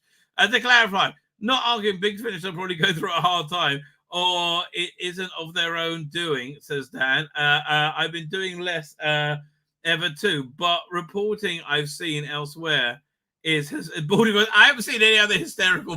This is the first report I've seen. Right, I saw this on Twitch. So I was like, came out of Sabbath, and they're going, oh. Well, that I've been waiting for this, right? This is certainly going down. As he's actually targeted customer orders, most of the people commenting on YouTube have never paid for a big. Oh, fuck me! I basically kept them afloat. Those cunts. I bought so many big. Okay, to apologize for the 6th Doctor and Perry release, which was shit. I should get a hand job from Nicola Bryant, right? That's how bad it was, right? That's how bad it was. And listen, I don't know. I've never met Nicola, but I imagine even if you try to give you a bad hand job, she'll do an awfully good job. Also, I think she's got small hands. All these things are very important. Dad, do you want to come on? Let me send you a link if you're available. Doink. Now I shouted at you through the interwebs. Where are you? You're pointing out that Babylon 5 is 30 years old. Big Finish. We fucked ourselves in the arse. You want to come on? I'm getting ready to wrap up. I got actual stories I haven't covered yet. Right? Let's review it yourself. If you come on, we're gonna literally. I'm gonna be here for like another 2 hours. And that's not because you're shit. That's because you're good, right? I'm cream crackered, mate. What do you want out of me? I got the stories I promised I'll get to. Wait, where is it? Let's start with the James Bond story. And then we got to do this. Doctor Who was shit. I got to do the TARDIS as well. Oh, fuck me. And I don't think Dan's coming on either. But if he is, I'll be surprised, right? We'll find out. All right, let's do the James Bond story first, right? Sean Connery, offensive James Bond film plastered with trigger warnings for cinema go. Well, what about Roger Moore's? Like, okay, excuse me. Let's go back to the thumbnail for a second. Thank you very much. Why is the thumbnail so awesome? Well, many reasons. Many reasons. We'll pull it up. Where are we up to? Doink. Doink. Oh, look, Dan says it's not coming on. Okay, fine. So look at it. Just racist me, but I totally was up for fucking Thumper and Grace Bloody Jones. I know, crazy, right? Such a wonderful Barbara Bach. I'm very, very, very impressed with myself, right, with this Barbara Bach. Thank you very much, Ringo. You I bet you're glad to learn how to play the drums, mate. But yeah, like just Sean Connery. What about Roger Moore? Roger Moore was more sexist. Okay, Sean Connery was more rapey. Let's be clear. And you kind of got a feeling Roger Moore was kind of like rapey in the same way John Draper was rapey. Sean Connery is offensive. James Bond movies have been blasted with trigger warnings for British Film Institute's classic movie season. Last year, Infamous Publication released a newly censored version. Fuck me. I want someone to stick a finger up my ass. I feel so emasculated.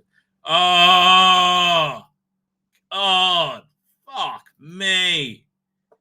Of the original James Bond novels for the series' 70th anniversary. After sensitive readers made changes to the text they deemed inappropriate to a modern audience. Yes, because they're so sweet, they're so weak.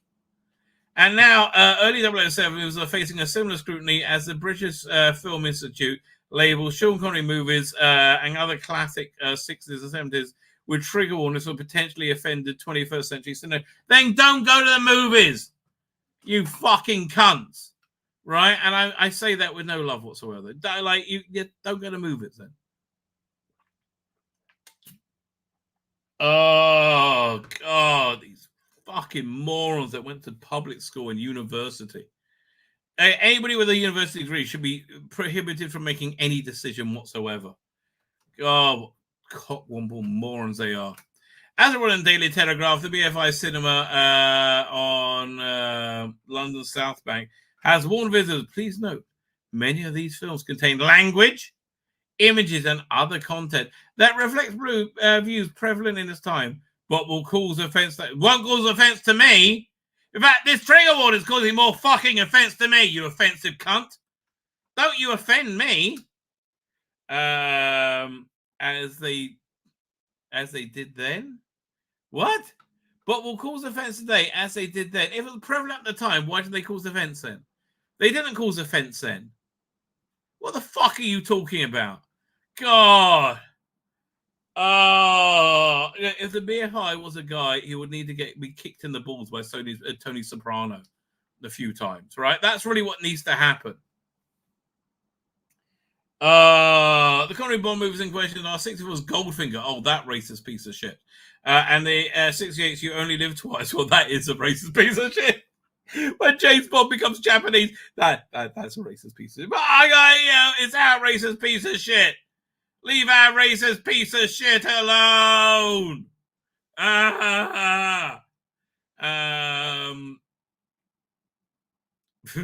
Contains outdated racial stereotypes. Yes, well, what about Live and Let Die? How much more outdated can you get than that with Katanga? What the hell? Goldfinger features scenes where 007 physically forces herself on top of Honor Blackman's pussy galore, and believe me, before she succumbs to him, she wanted to give him some pussy galore. That is for 100% true.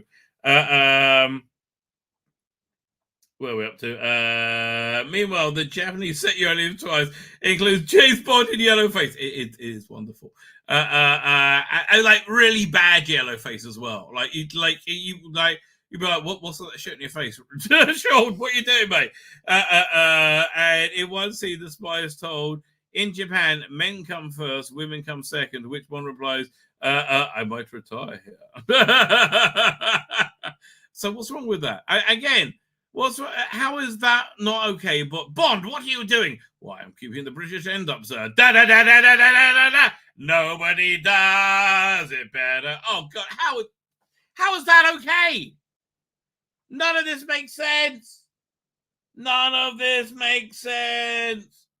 Oh, and like, frankly, I think it's Mark Gatiss that said that if not Octopussy, what's the one with not David Bowie? He's who they read it, which was with Christopher Walken as the villain. View to a Kill, right? View to a Kill has Patrick Nee and Sean Connery in it, like, and Roger Moore dodging around in it. And I think it's Mark Gatiss that says it makes a lot more sense if you say the movie's about two old men who think they're spies. Okay, then it kind of works. And like, you see him when he goes to bed with Grace Jones, you're like, oh my God, he's gonna die, right? That, like, she's gonna kill him. What a way to go. Other movies be advised triggered include Michael Caine's Deadfall and the Icarus File. What's one? The Icarus File. Peter Sellers' 1960 crime movie Never Let Go has alert racist attitudes and language. Racist attitudes. Oh no. Disney John Voight, that's not 1960s Midnight Cowboy, is one to include homophobic. What, when a guy is forced into gay prostitution and sexual violence? I mean, for God's sake. Look, what could be racist about this image over here? Oh, fuck off. Fuck off. Fuck off. Let's have a look at this. We're going to Pocket Mags. Now, should we go to Doctor Who Magazine or should we go to SFX? I'm thinking Doctor Who Magazine will have a better coverage on this, right? Let's see. On the new, I want to see their article on the new TARDIS. Because the new SFX is coming out soon. No, we'll continue from this page. This is good. Okay, so they have built up this TARDIS and built up this TARDIS and built up this TARDIS like nothing on the earth. And now we see it, and for my money, it's shit. Right? I very disappointed. And putting a jukebox in there doesn't do much. It's stale, boring, Bupa Hospital shit. Yes, I understand it's wheelchair friendly. Whoa. Wheelchair friendly. Yeah. I mean, like, and yeah, okay, so you got all the lights like synced up together. I don't really care. I thought the season 14 TARDIS interior was superior. Right? Like, I really do. I think the season 14 TARDIS interior was I really do. I think it was better, right? This console's too bloody big. It's all ridiculous. It's all stupid. It's too big for no reason, right? Other than they got to spend their budget. I'm sorry. Look, honestly, the TARDIS should be a place that you use as a conveyance, right? I mean, like, how much was the TARDIS in? I don't know, Terror of the Zygons, right? Or Pyramids of Mars. Like, not much. Like, Pyramid of Mars, they went quickly to 1980, and that was it. It should be a room. Like, you can make an interesting. Like, for my money, the best TARDIS was still the 8th Doctor's TARDIS. I like that TARDIS a lot. But, like, this is dull. Right? You clever thing. To celebrate the TARDIS, the most magnificent makeover yet. No, it's not. Paul Kirkley gets a lowdown on the creation from Joel Collins. He's the new producer. Phil Sims, production designer. And Chrissy Howard, senior art director. And David Tennant, Time Lord. I know. This is exactly what this new era is altogether. Like, a ridiculous expense for no real point, right? There's no real delivery to this. There's like, what's the? Oh God, it's so annoying. It's just, it's such a. intense waste of resources. So let's see what they have to say for themselves. As Tuesday mornings go, on Tuesday mornings the time to go, this one feels fairly historic. One on the raised gantry on which the famous hexagonal console now sits. The 14th Doctor, David Tennant, a boring fucking doctor if you ask me, is performing a universe's most important job handover to Ncuti Gatwa for complicated reasons. Time was in his own. I hated it. That was all shit.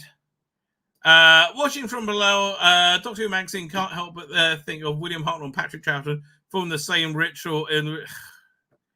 Well, blimey, it's a far bloody cry from that. Well, not quite the same ritual. Both men had their trousers on for a start, and not quite the same set, but only marginally bigger on the inside. First TARDIS had been reimagined on a monumental scale, and the three walls of Peter Blackmore's iconic original design were transported in a vast cathedral of light and space. Yeah, but it's not very good. After months of planning, a 16-week build, the new TARDIS is still fresh in the box, and it's only the second day on filming on it, and everyone's still working on the best angles to make it look as ravishing as possible on screen. But even the house lights on and some missing roundels removed to accommodate. I bet it's impressive to be on, but on screen you're like, what the fuck? And it's even everyone's got big widescreens now. It's not very good, right? It's not very good.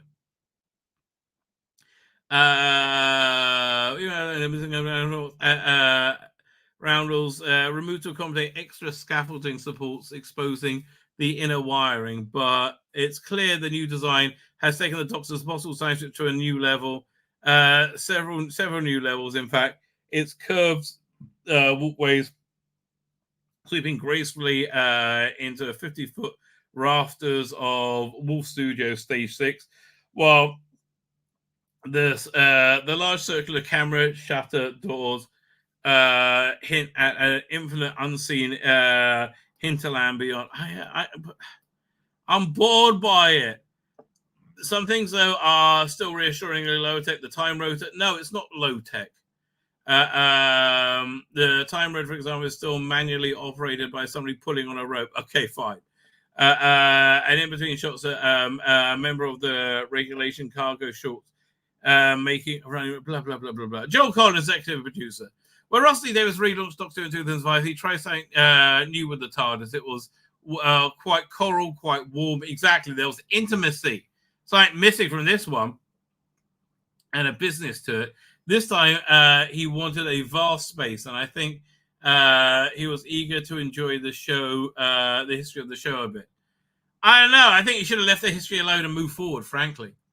If you look at what's redeveloped, if you look at the way we've redeveloped the Diamond logo, much the same thing where it's much the same thing. We're not trying to reinvent the wheel. We're trying to bring... Okay, listen. There weren't like sly gay analogies in the original Doctor Who. I'm sorry. I mean, look, Happiness Patrol, yeah, no. But about the Doctor. And there wasn't like this religious, non-theistic religious requirement that you believe that women have penises, right? That's something that you've insisted on putting in there. So, and I think you slap the Diamond logo on it to make yourself kosher. We're trying to bring there. So as we looked at the TARDIS, so the way we looked at the TARDIS was not how clever can we be with it. It was, if they were able to do this in 1963, would they have done it? Well, he should have rebooted the show completely then and hadn't been the first Doctor. Genuinely, which is basically what you're doing. So also, guys, Joel brought Phil Sims on board, the new series production designer. I know Phil Sims, he works on Back to the Hitchhiker's Guide to the Galaxy and Black Mirror. I like the design of Hitchhikers, don't get me wrong. If you've been asked to design Doctor Who, then the TARDIS is the jaw and ground, so I wanted to get my teeth into it. Oh, it's so boring. It's so boring! I love the clean white aesthetic of the old TARDIS, the William Hartnell era onwards, And I like the idea that the TARDIS could turn up in Star Trek or Star Wars in black. It's made it so much more boring for it. Because I'm a sci-fi nerd, but no, TARDIS used to be unique. It used to be something that you wouldn't get in Star Trek or Star Wars, right? Unfortunately, things didn't go according to plan. Oh, I got it wrong, or rather, I got it right. So, and then I got it wrong again. What? I got the space and the shape right, but in my bedroom over Christmas, I sort of dissipated my own dark alley of all these hard metal, almost concrete textures. Russell thought it looked like a bunker or a badger's lair. Not far off now. It didn't look like it was full of joy and air and stories. It certainly doesn't look like that now. I took all the fun out. Basically, I made it look quite sinister. You've done that anyway. Can't believe I would love to see what it looked like. So understandably, Russell wasn't over the moon with that. But after another weekend working on it, we got back on track and he loved it. So I was happy. But I want to see the things you threw out. So I got Chrissy House engineers. So I got by the time, but at the same time, my heart sank because I didn't know that how we were actually going to build it. So we got Chrissy House, the engineer, and she's worked on projects like the Avengers. Oh, we're talking about the Avengers, not the John Steed Avengers. And Guardians of the Galaxy was able to turn around a crazy design into an engineerable piece of scenery. So she says, Phil rang me up and asked me, how do you fancy working on a career-ending job? Because if fans don't like it, and I don't think they do, frankly. I don't think they do. If fans don't like it, neither of us will ever work again. The TARDIS is fundamentally a British sci-fi classic and could easily be so wrong. But as soon as I knew Phil Collison and I were on the same page, we wanted to do the job. So what they want to do? I designed rotating sets for Christopher Nolan's wallpaper. Okay, that was good for Inception, and this one isn't even moving, so it wasn't a problem. Okay. It is by some margins the largest TARDIS construction ever. Did size matter?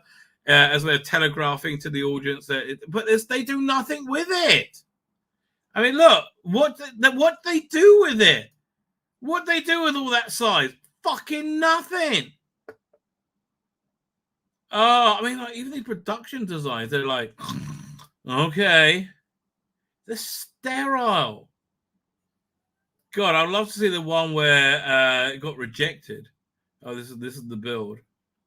Man, those guys to the CG version, they knew what they were doing. They nailed it 100%. What was that? So is this a bigger, more ambitious era for the show? I think so. Yes, I know, but it's total hasn't been okay. You getting by on Millie Gibson and shooting gut work more on Millie Gibson, who you just fired. It is by some margin the largest TARDIS ever constructed. Blah, blah, blah, blah. I think so. Fine. Russell never said that to me directly, but everybody knows that TARDIS is bigger on the inside. And there was always lots to discuss how much bigger it is on the inside. I think Russell wanted to underline, yeah, but it was fun when they went off down corridors and stuff. Like, what's his name? Peter Davison's TARDIS was huge, right? And it was just rooms. Here, let's see if we can find Paul McGann's TARDIS interior. 1 second. There are some very good images of it. Hang on, tools. Yeah, it really is. It's my favorite TARDIS interior. Where is it? Here we go. Here we get some. I'll pull up some images. There's that.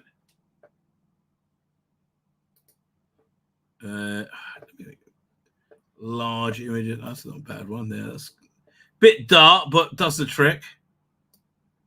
There's that one. These images downloading or what? Oh, no, it's just annoying. Come on.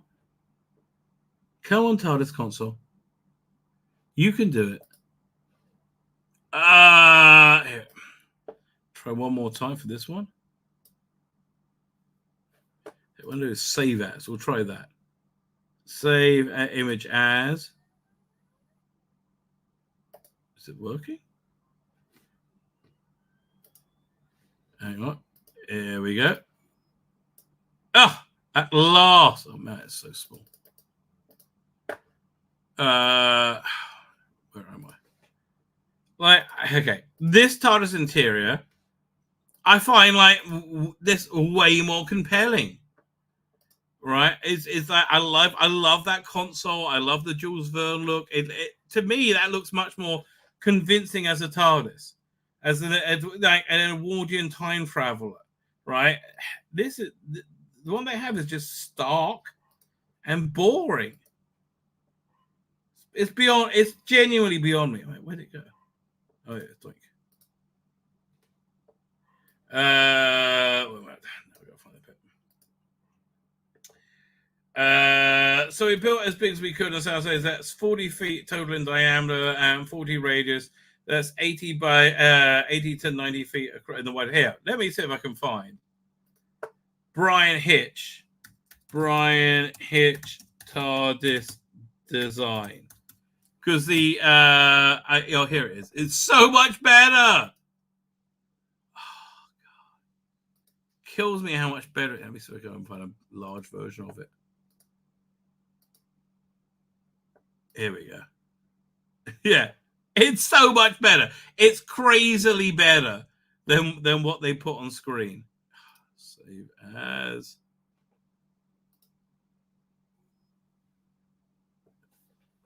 Hitch. Second downloads. I went over here. So, like, okay, if you had all that money, wait, where's the right screen? Where is it? If you had all that money, you could do the boring piece of shit we saw, or this. I mean, that looks good, right? I mean, like, that's good. That has the same idea. I mean, fine. So they want to do this with, like, wheelchair friendly. So fine. But, you know, you've got this Edwardian time travel feel, right? And the time road again. It's vastly superior. I mean, vastly superior. Doing the same job, way better. Wasn't TARDIS is an honorable mention. Yeah, that's season 14. I like season 14.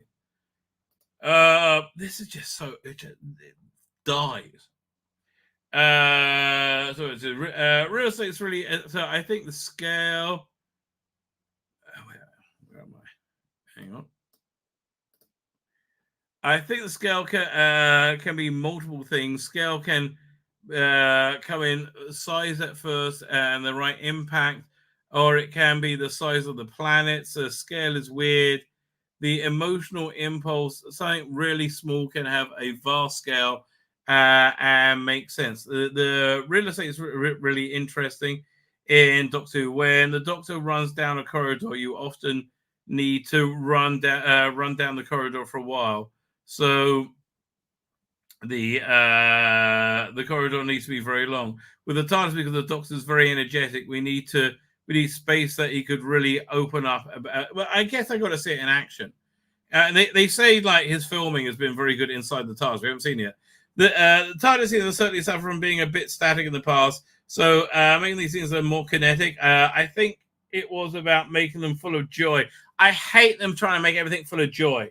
Just tell the fucking story. And it's not about joy. It's about their joy. My joy. It's not about joy. It's about their narcissistic joy. That's what Russell used when I first met him more than 2 years ago. He wanted to have so much joy in Doctor Who that when the Doctor enters the TARDIS and starts around, you see that immediately. Well, again, Russell, for your joy is based on your insane religion, right? It's based on your insane, fucked up religion that chicks have dicks. Okay. Yeah, man, this is a bad idea. David then walked on and immediately ran around every single bit like a tomcat, making it his territory. And now Shooty completely owns it. I mean, he really owns it. Okay, we'll have to see it. The shape of the new content is technically toroidal, which is massive donut shaped. Yeah, that makes sense. Russell described it as a cavernous spherical place. So it was important to get the right shape, although it's not technically spherical, it's toroidal. Fine, because we had to squash it slightly into stage. Okay, let's talk about this word to quicken the pulse of any self-respecting man. Roundels. Okay, so I wanted to get back to the clean white roundels. I love the honeycomb pattern of Pertwee and Tom Baker TARDISes, but they were quite difficult on a sphere. So it looked about it looked really messy and noisy when we tiled them. Sorry, it looked really whereas when we tiled them, it looked clean and sci-fi in a way that they were the trickiest things because there are so many. How many exactly? Well, let's have a look again.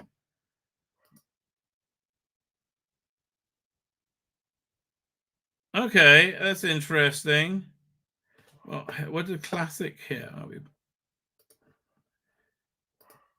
So let's look at classic Doctor Who TARDIS interior.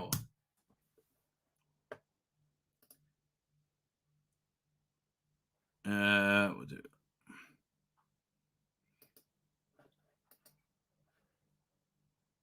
Oh, I see what they're saying. So if they did them where they don't match up, you see what's here? Can you? How big is this? Copy. There's the image address. Copy image address. Do that. Doink. So you see, like the roundels, they're offset. They don't match up each row. So if they did that over here, yeah, I can see that looking really messy. But even on these, like you had the columns in between each one to give them form, right? So, and that's why these half ones are really quite cool. So I think if you box them into boxes of 1, 2, 3 of like 4.5, yeah, then again with these half ones are really cool. But yeah, okay, it just money spent nothing, isn't it? Fine. So how many of them? There's 768. Every roundel contains an individual LED, allowing the walls to transform into a range of colors and patterns. I can't take credit for that. I said cheekily, what if we could illuminate every one of them? And they were and a lot of rolled eyes around the room. But Matt Gray, the DP, director of photography for Special One, please, took up the gauntlet to solve the problem. So the design of the TARDIS is now intrinsically linked to the lighting point. It is like that was an afterthought, and that's the only thing that really makes it work. There was one version where when we animate it, it sort of wipes around the room, and another one where they kind of grade up from the floor. The idea that they're sort of an extension of a time rotor, giving the indicator. Okay, that sounds reasonably cool.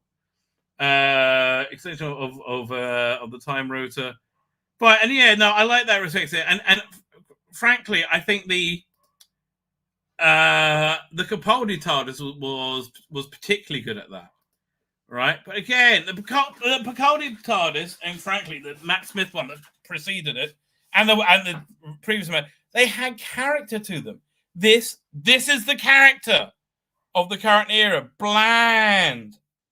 Time Race was tricky because we didn't have money for anything technical.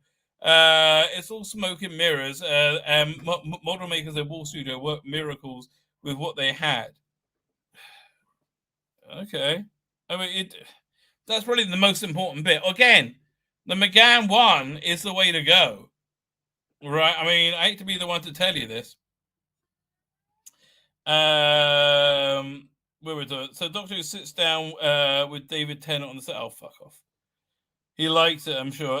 Does the colour scheme through the 12? It's very retro. Yeah, fuck off, David. Busy sucking over his cock. Leave me alone.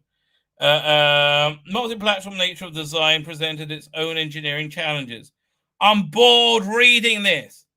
Do you remember when they opened the Millennium Bridge between St. Paul's and modern Tate London? Yes. And how too many people walked on it and you bounced in step and it all got a bit weird. This had a similar growing pains. Okay. Ideally, when the structure, man, that must have been terrifying. When the structure, including the exterior, needed to be built, it needed to be built still. It must have been a fortune. Getting hold of the still was really difficult and expensive. I'm not surprised. Still is gone through the roof right now, right? Music of the Spheres. The jukebox was Russell's request as Paul Sims of the TARDIS new onboard entertainment system. We talked about armchairs and hat stands and previous articles that have been in TARDIS before, but Russell landed on a jukebox early on. Again, but couldn't you have anything more in there? Right? I mean, like, couldn't you? It's just so barren and empty. It really is. It's barren and empty. Bland. Barren, empty, bland, and boring. Oh, let's put jukebox in. That'll do the trick. I don't know what to tell you. Is it the same jukebox from the End of the World? Dr. Alex is here. How you doing, Dr. Alex? We're also on a jukebox only. I'm sure I knew he was going to. Music going to play a big part in the coming season. Somebody tell me every episode was a musical episode. Maybe. It wouldn't surprise me at all. I mean, you could call the first episode a musical episode, right? Well, set on on set recently, Doctor Who magazine had a quick poke through the Doctor's record collection in terms of being packed with musical memories from former Avengers. That's now that's what I call Doctor Who baggers include. Ticket to Ride, the Chase. Fuck, who gives a shit? Who gives a shit? I came down to the studio to see the space and started drawing up the still work. And I always like to start with a backbone of a set and I don't give a shit. I'm not into building sets. So we decided for a traditional scaffold structure on the outside instead. That means there was more flex in it when you walked on it. So we installed supports underneath to give it more stability. Yeah, I don't feel safe on this. Like, I don't. I'm sorry. Was it Chris said the only real problem was the crew thinking it wasn't safe. It doesn't look safe. We had a structural engineer who I've worked with for years in film and in film industry come and prove it was unlike still the scaffolding structure creaks as it settles, but it couldn't fall down. Oh fuck me! I don't like if I'm a fat old gaffer and I sit on that, I'm like, fuck off, I'm not getting on. Union, get my fucking union involved. Would it be fair to say this is the most iconic design of the team has ever worked on? I've been lucky to work on some great jobs in my career, but I never had ended up working on a TV show that used to scare the pants of me when I was me and my sister when I was a kid. Also in production, every production I've done ever since Event Horizon, I followed with the traditional hiding of a bit of R2-D2 in plain sight. Oh, that'll be on the console. I think I've already seen it. It's yeah, I fucking hate that console. Oh, I hate everything about it. I approached by a couple of production designers early on in the process, interested in designing the design that is this design the show. Yeah, design the show, and quickly realized that they didn't necessarily want to design the Doctor Who. They really wanted to design the TARDIS. So I was very pleased to be able to offer to Phil the opportunity that he deserves because it's phenomenal. Phil says, I think the most iconic design anybody in anyone's career. I love the Star Destroyer better than this. And it was my job to look after Guardians of the Galaxy and the Milano and the Quintet, which had loads of Marvel movies. But the TARDIS was the first of its kind. It's only and there's only ever been a few of them before. A few of them over the years. Apart from the Doctor, it's the heart of the show. It's just money badly spent. I mean, it's the only way of describing it. It's money badly spent. I mean, compare. Oh, where's this one? Here, where's the where's the Brian Hitch one? Here we go. Open with Google Chrome. Right. I mean, like compare that to this. It's not even close. Oh, it's so tragic, right? It is so tragic. Yeah, what's the open with Google Chrome? Ugh, that's ridiculous. Yeah, let's see if we can find a better image of Paul McGann's car. Paul McGann TARDIS interior. Doink. Let's see if we find a good one. Large. Where's it? Here we go. That's a good version of it. Copy image address. There we go. Doink. Oh, piss off. Wait, is that what was that? I click through to that? Is that give me thing? Oh, there you go. Nope, I have no idea what that is. Okay. BBC Archive, right? There you go. It's and even the Time Rotor, it's just bloody pieces of plastic, with light filled through them. It's so much better. Right? It's so much better. It so much more understands what Doctor Who is. And I get they're trying to go back to the original. But this isn't it. It's really genuinely isn't it. It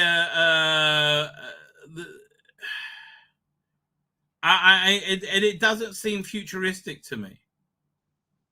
Let's have a quick look, see what they say in SFX about it. They had a whole feature about it in there as well. Well, just look at the pictures, essentially. I get... Yeah, all this stuff. I mean, I like they weathered... Okay, well, just like, why is all this weathered and old and everything, like, sleek and new outside it? Like, why doesn't it match? It's just kind of annoying, right? This looks like generic sci-fi show. Although there's a bit of R2-D2 hidden in plain sight. Please, it's not hard to see, darling. Yeah, this is just so epically unimpressive. I'm sorry. Shooting might be great, but like, fuck me. This is yeah. Shite. Best I can describe it. This is absolute shite. Fine. Let's be an absolute shite. Top 10 mistakes confirmed by the creators. Let's. This sounds fun. Let me just close down a bunch of windows. Doink. Number 10. Clara being too passive. What do you mean? Commanders are meant to evolve during the time of the TARDIS. The 13th Doctor tells fuck off. That you're using arachnids in the UK. You're not going to come back as the same people that left here. Oh, icky thump. That's true. Clara. The Clara series is completely different from the one of season 8 and 9. Radical reinvention. They really, honestly, and she shouldn't have been in season 9 at all. Making her the companion of the series, that was an interesting idea in paper, but in practice, it created problems. One of the difficulties with the Impossible Girl story was she wasn't actually a participant in it because she didn't actually know about the mystery. Yeah, that's a very good point. It was always a doctor fussing about, and she was completely oblivious until the end. So it doesn't change it hugely, right? Basically, she was just a wrench, right? And that's the way the doctor said I was a wrench. That was a mistake. It was a bit Machiavellian, right? It's a bit Seventh Doctor Machiavellian. And then after that she stayed around after that was bizarre, frankly. Right. But wait, where did that fall out in the? But she okay, yeah, right. She was all wrapped up in the regeneration story, right? And they basically kept her on as a different character for the last 1 second. They basically kept her wrapped up. What talking about? I did wait. What was number 10 again? Hang on, I totally lost my thread. Yeah, okay, fine. It was basically, and they kept her on board for the what's it called again? Regenerations. For the regeneration, they kept her on board for. Oh man, people send me great pictures of the Eighth Doctor TARDIS, right? Here, we should share the screen over here. Doink. How do I get to this? 1 second. It's a Chrome tab. Hang on. No, not slide. I don't want slides. Share screen. Chrome tab. There you go. Right, these are custom-made action figures. Look at this. This is awesome. It really is awesome. Again, this is why I love this. It just felt real. It felt like this is something the Doctor would live in, right? Look, I got Seventh Doctor there. Yeah, it's a great set, right? It's really a genuinely great set. Then somebody sent me this other one. Where is it? Doink. How do I get out of this? Then here it is. This is the Dr. Alex TARDIS, which is essentially the Capaldi TARDIS fused with. Again, this one works so much better. Oh my god, it's not even close. There we go. Doink. Look at that. That one works so much better. and really, you have the ethos of the original TARDIS there. But it's like, it just annoys me. Yeah. Do any other important messages coming in? Let's have a look. Doink.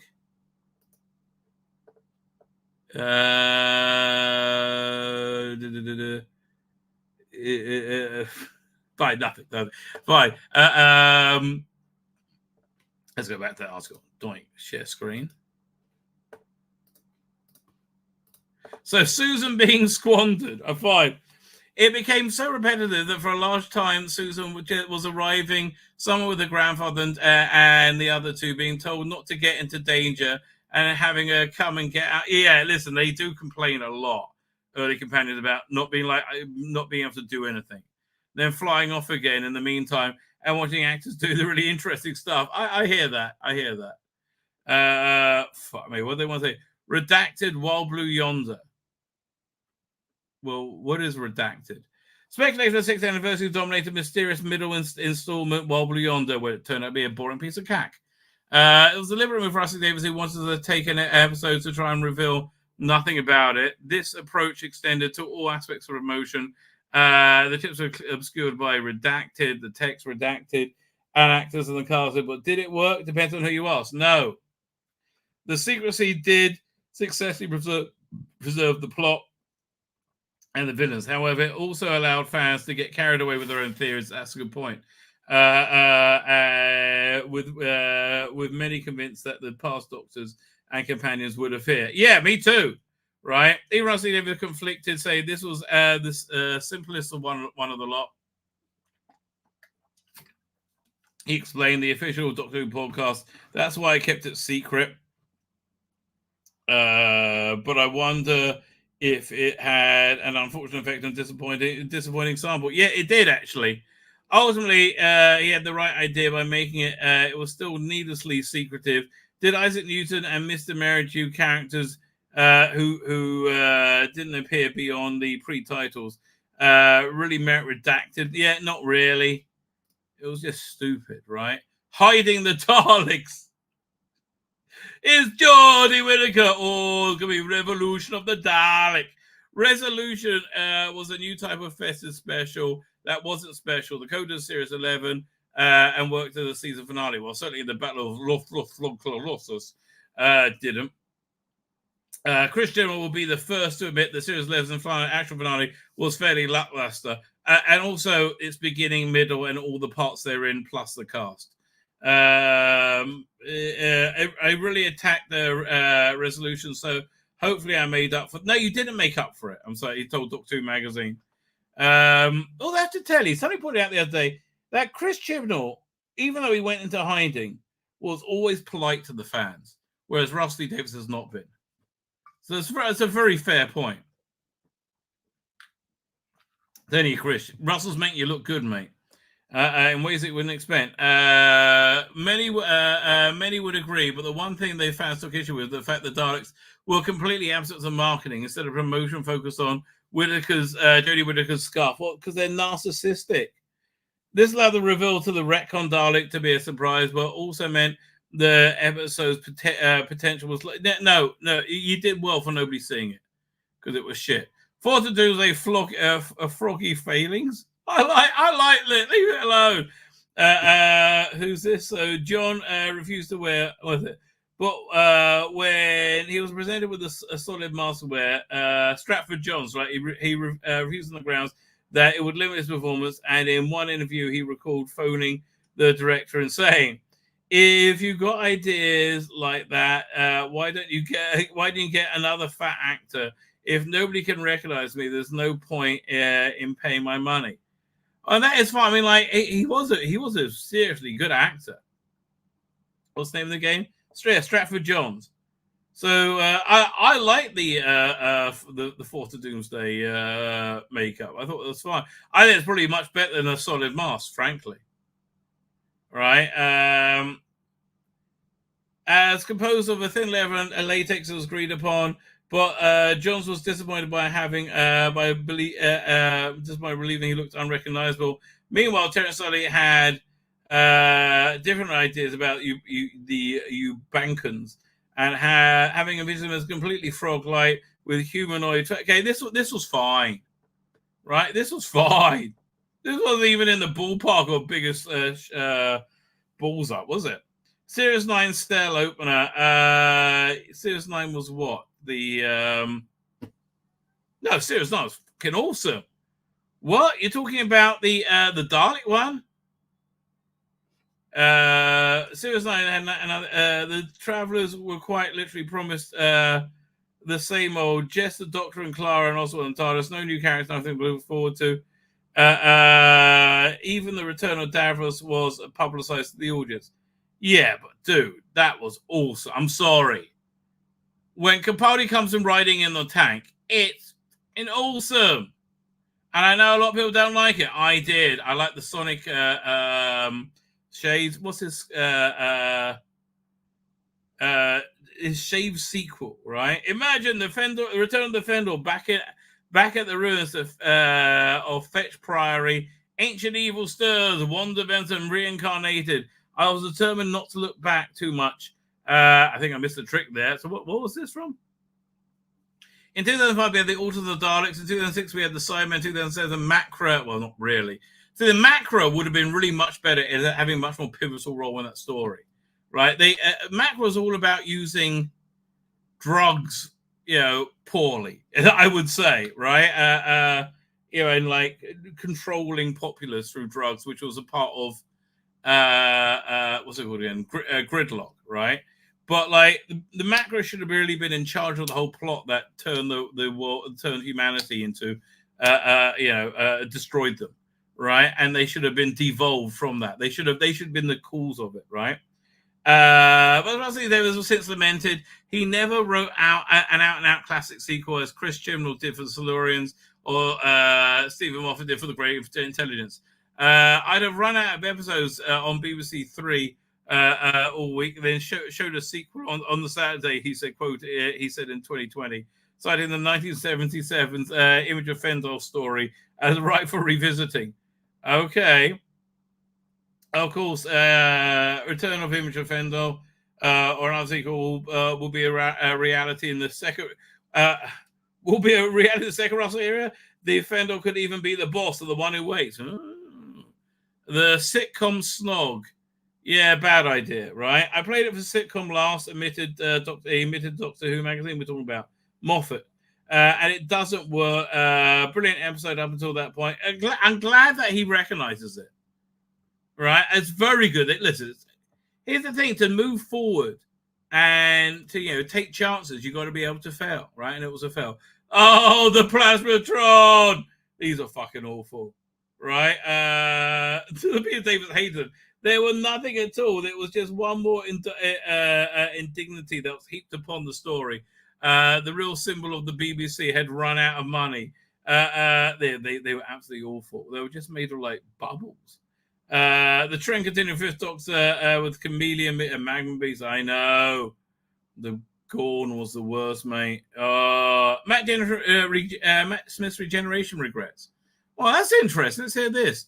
When Peter Davis was cast as the Doctor, Patrick Troughton advised him to do no more than 3 seasons in the part. It was an unwritten rule that he generally sticks, and was the case with Matt Smith, who exited after season 7.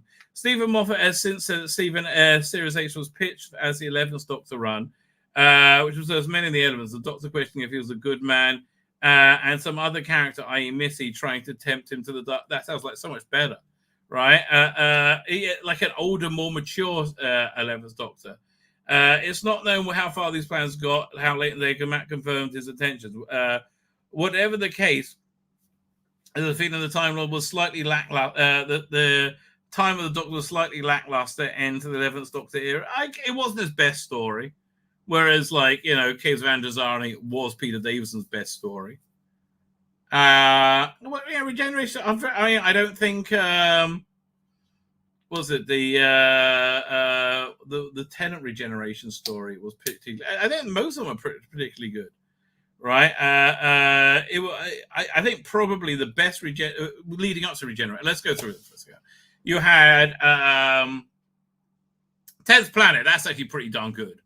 That season finale, yeah, that's new villains, pretty darn good. War Games, pretty darn good. Oh my god, yeah. What's the name? Planet of Spiders, yeah, pretty darn high, big budget, high concept finale. Then you get Legopolis, which really needed to watch on the special edition on the Blu-ray, with a few extra shots put in. Actually works a lot better. Still not great, right? As Caves of Androzani, excellent. Ultimate Foe doesn't really count. And Survival doesn't really count either because they didn't know. I mean, they had that final scene written, right? Eccleston, doesn't really count. Again, I don't think that when he wrote it, they thought it would be the last one. However, they did think it would be the last one for Tennant, and they built up, and it wasn't his best story. Neither was the 11th. But I think Twice Upon a Time stack up against War Games was tough, and War Games and 10th Planet. I think it's better than Planet of Spiders and Legopolis, and suppose Legopolis. But it stacks up with Cave of Androzani. It's in the top 4, right? So we got 10th Planet, War Games, Legopolis. And War Games is only good not because it's a regeneration story, but because it's a great story. No, not Legopolis. We got and Caves of Androzani, 10th Planet, and War Games, and Twice Upon a Time. I'll put them in the same bracket. Yeah, there's the top 4 ones anyway. What's the best ever it could be? He said, I don't know, maybe not. I was proud of the body of work up until that point. I think everything can always be better. Yeah, I think it's fair. I think that's fair. Right, biggest balls up his Doctor Who? I don't know. That he didn't stay. I don't know. Biggest balls up his Doctor Who was not really giving Capaldi more time. Frankly, giving Capaldi more time. Fine, I think we're going to wrap up. Bunch of stuff we didn't get to as always. But we'll find time tomorrow at 5 o'clock UK time. There's always new bollocks to go over and to ridicule. Will Big Finish still be around by tomorrow? Hopefully. Who knows? Or dares to dream. I'm going to hit the end broadcast button. Going to hit it again. Say good night. Good luck.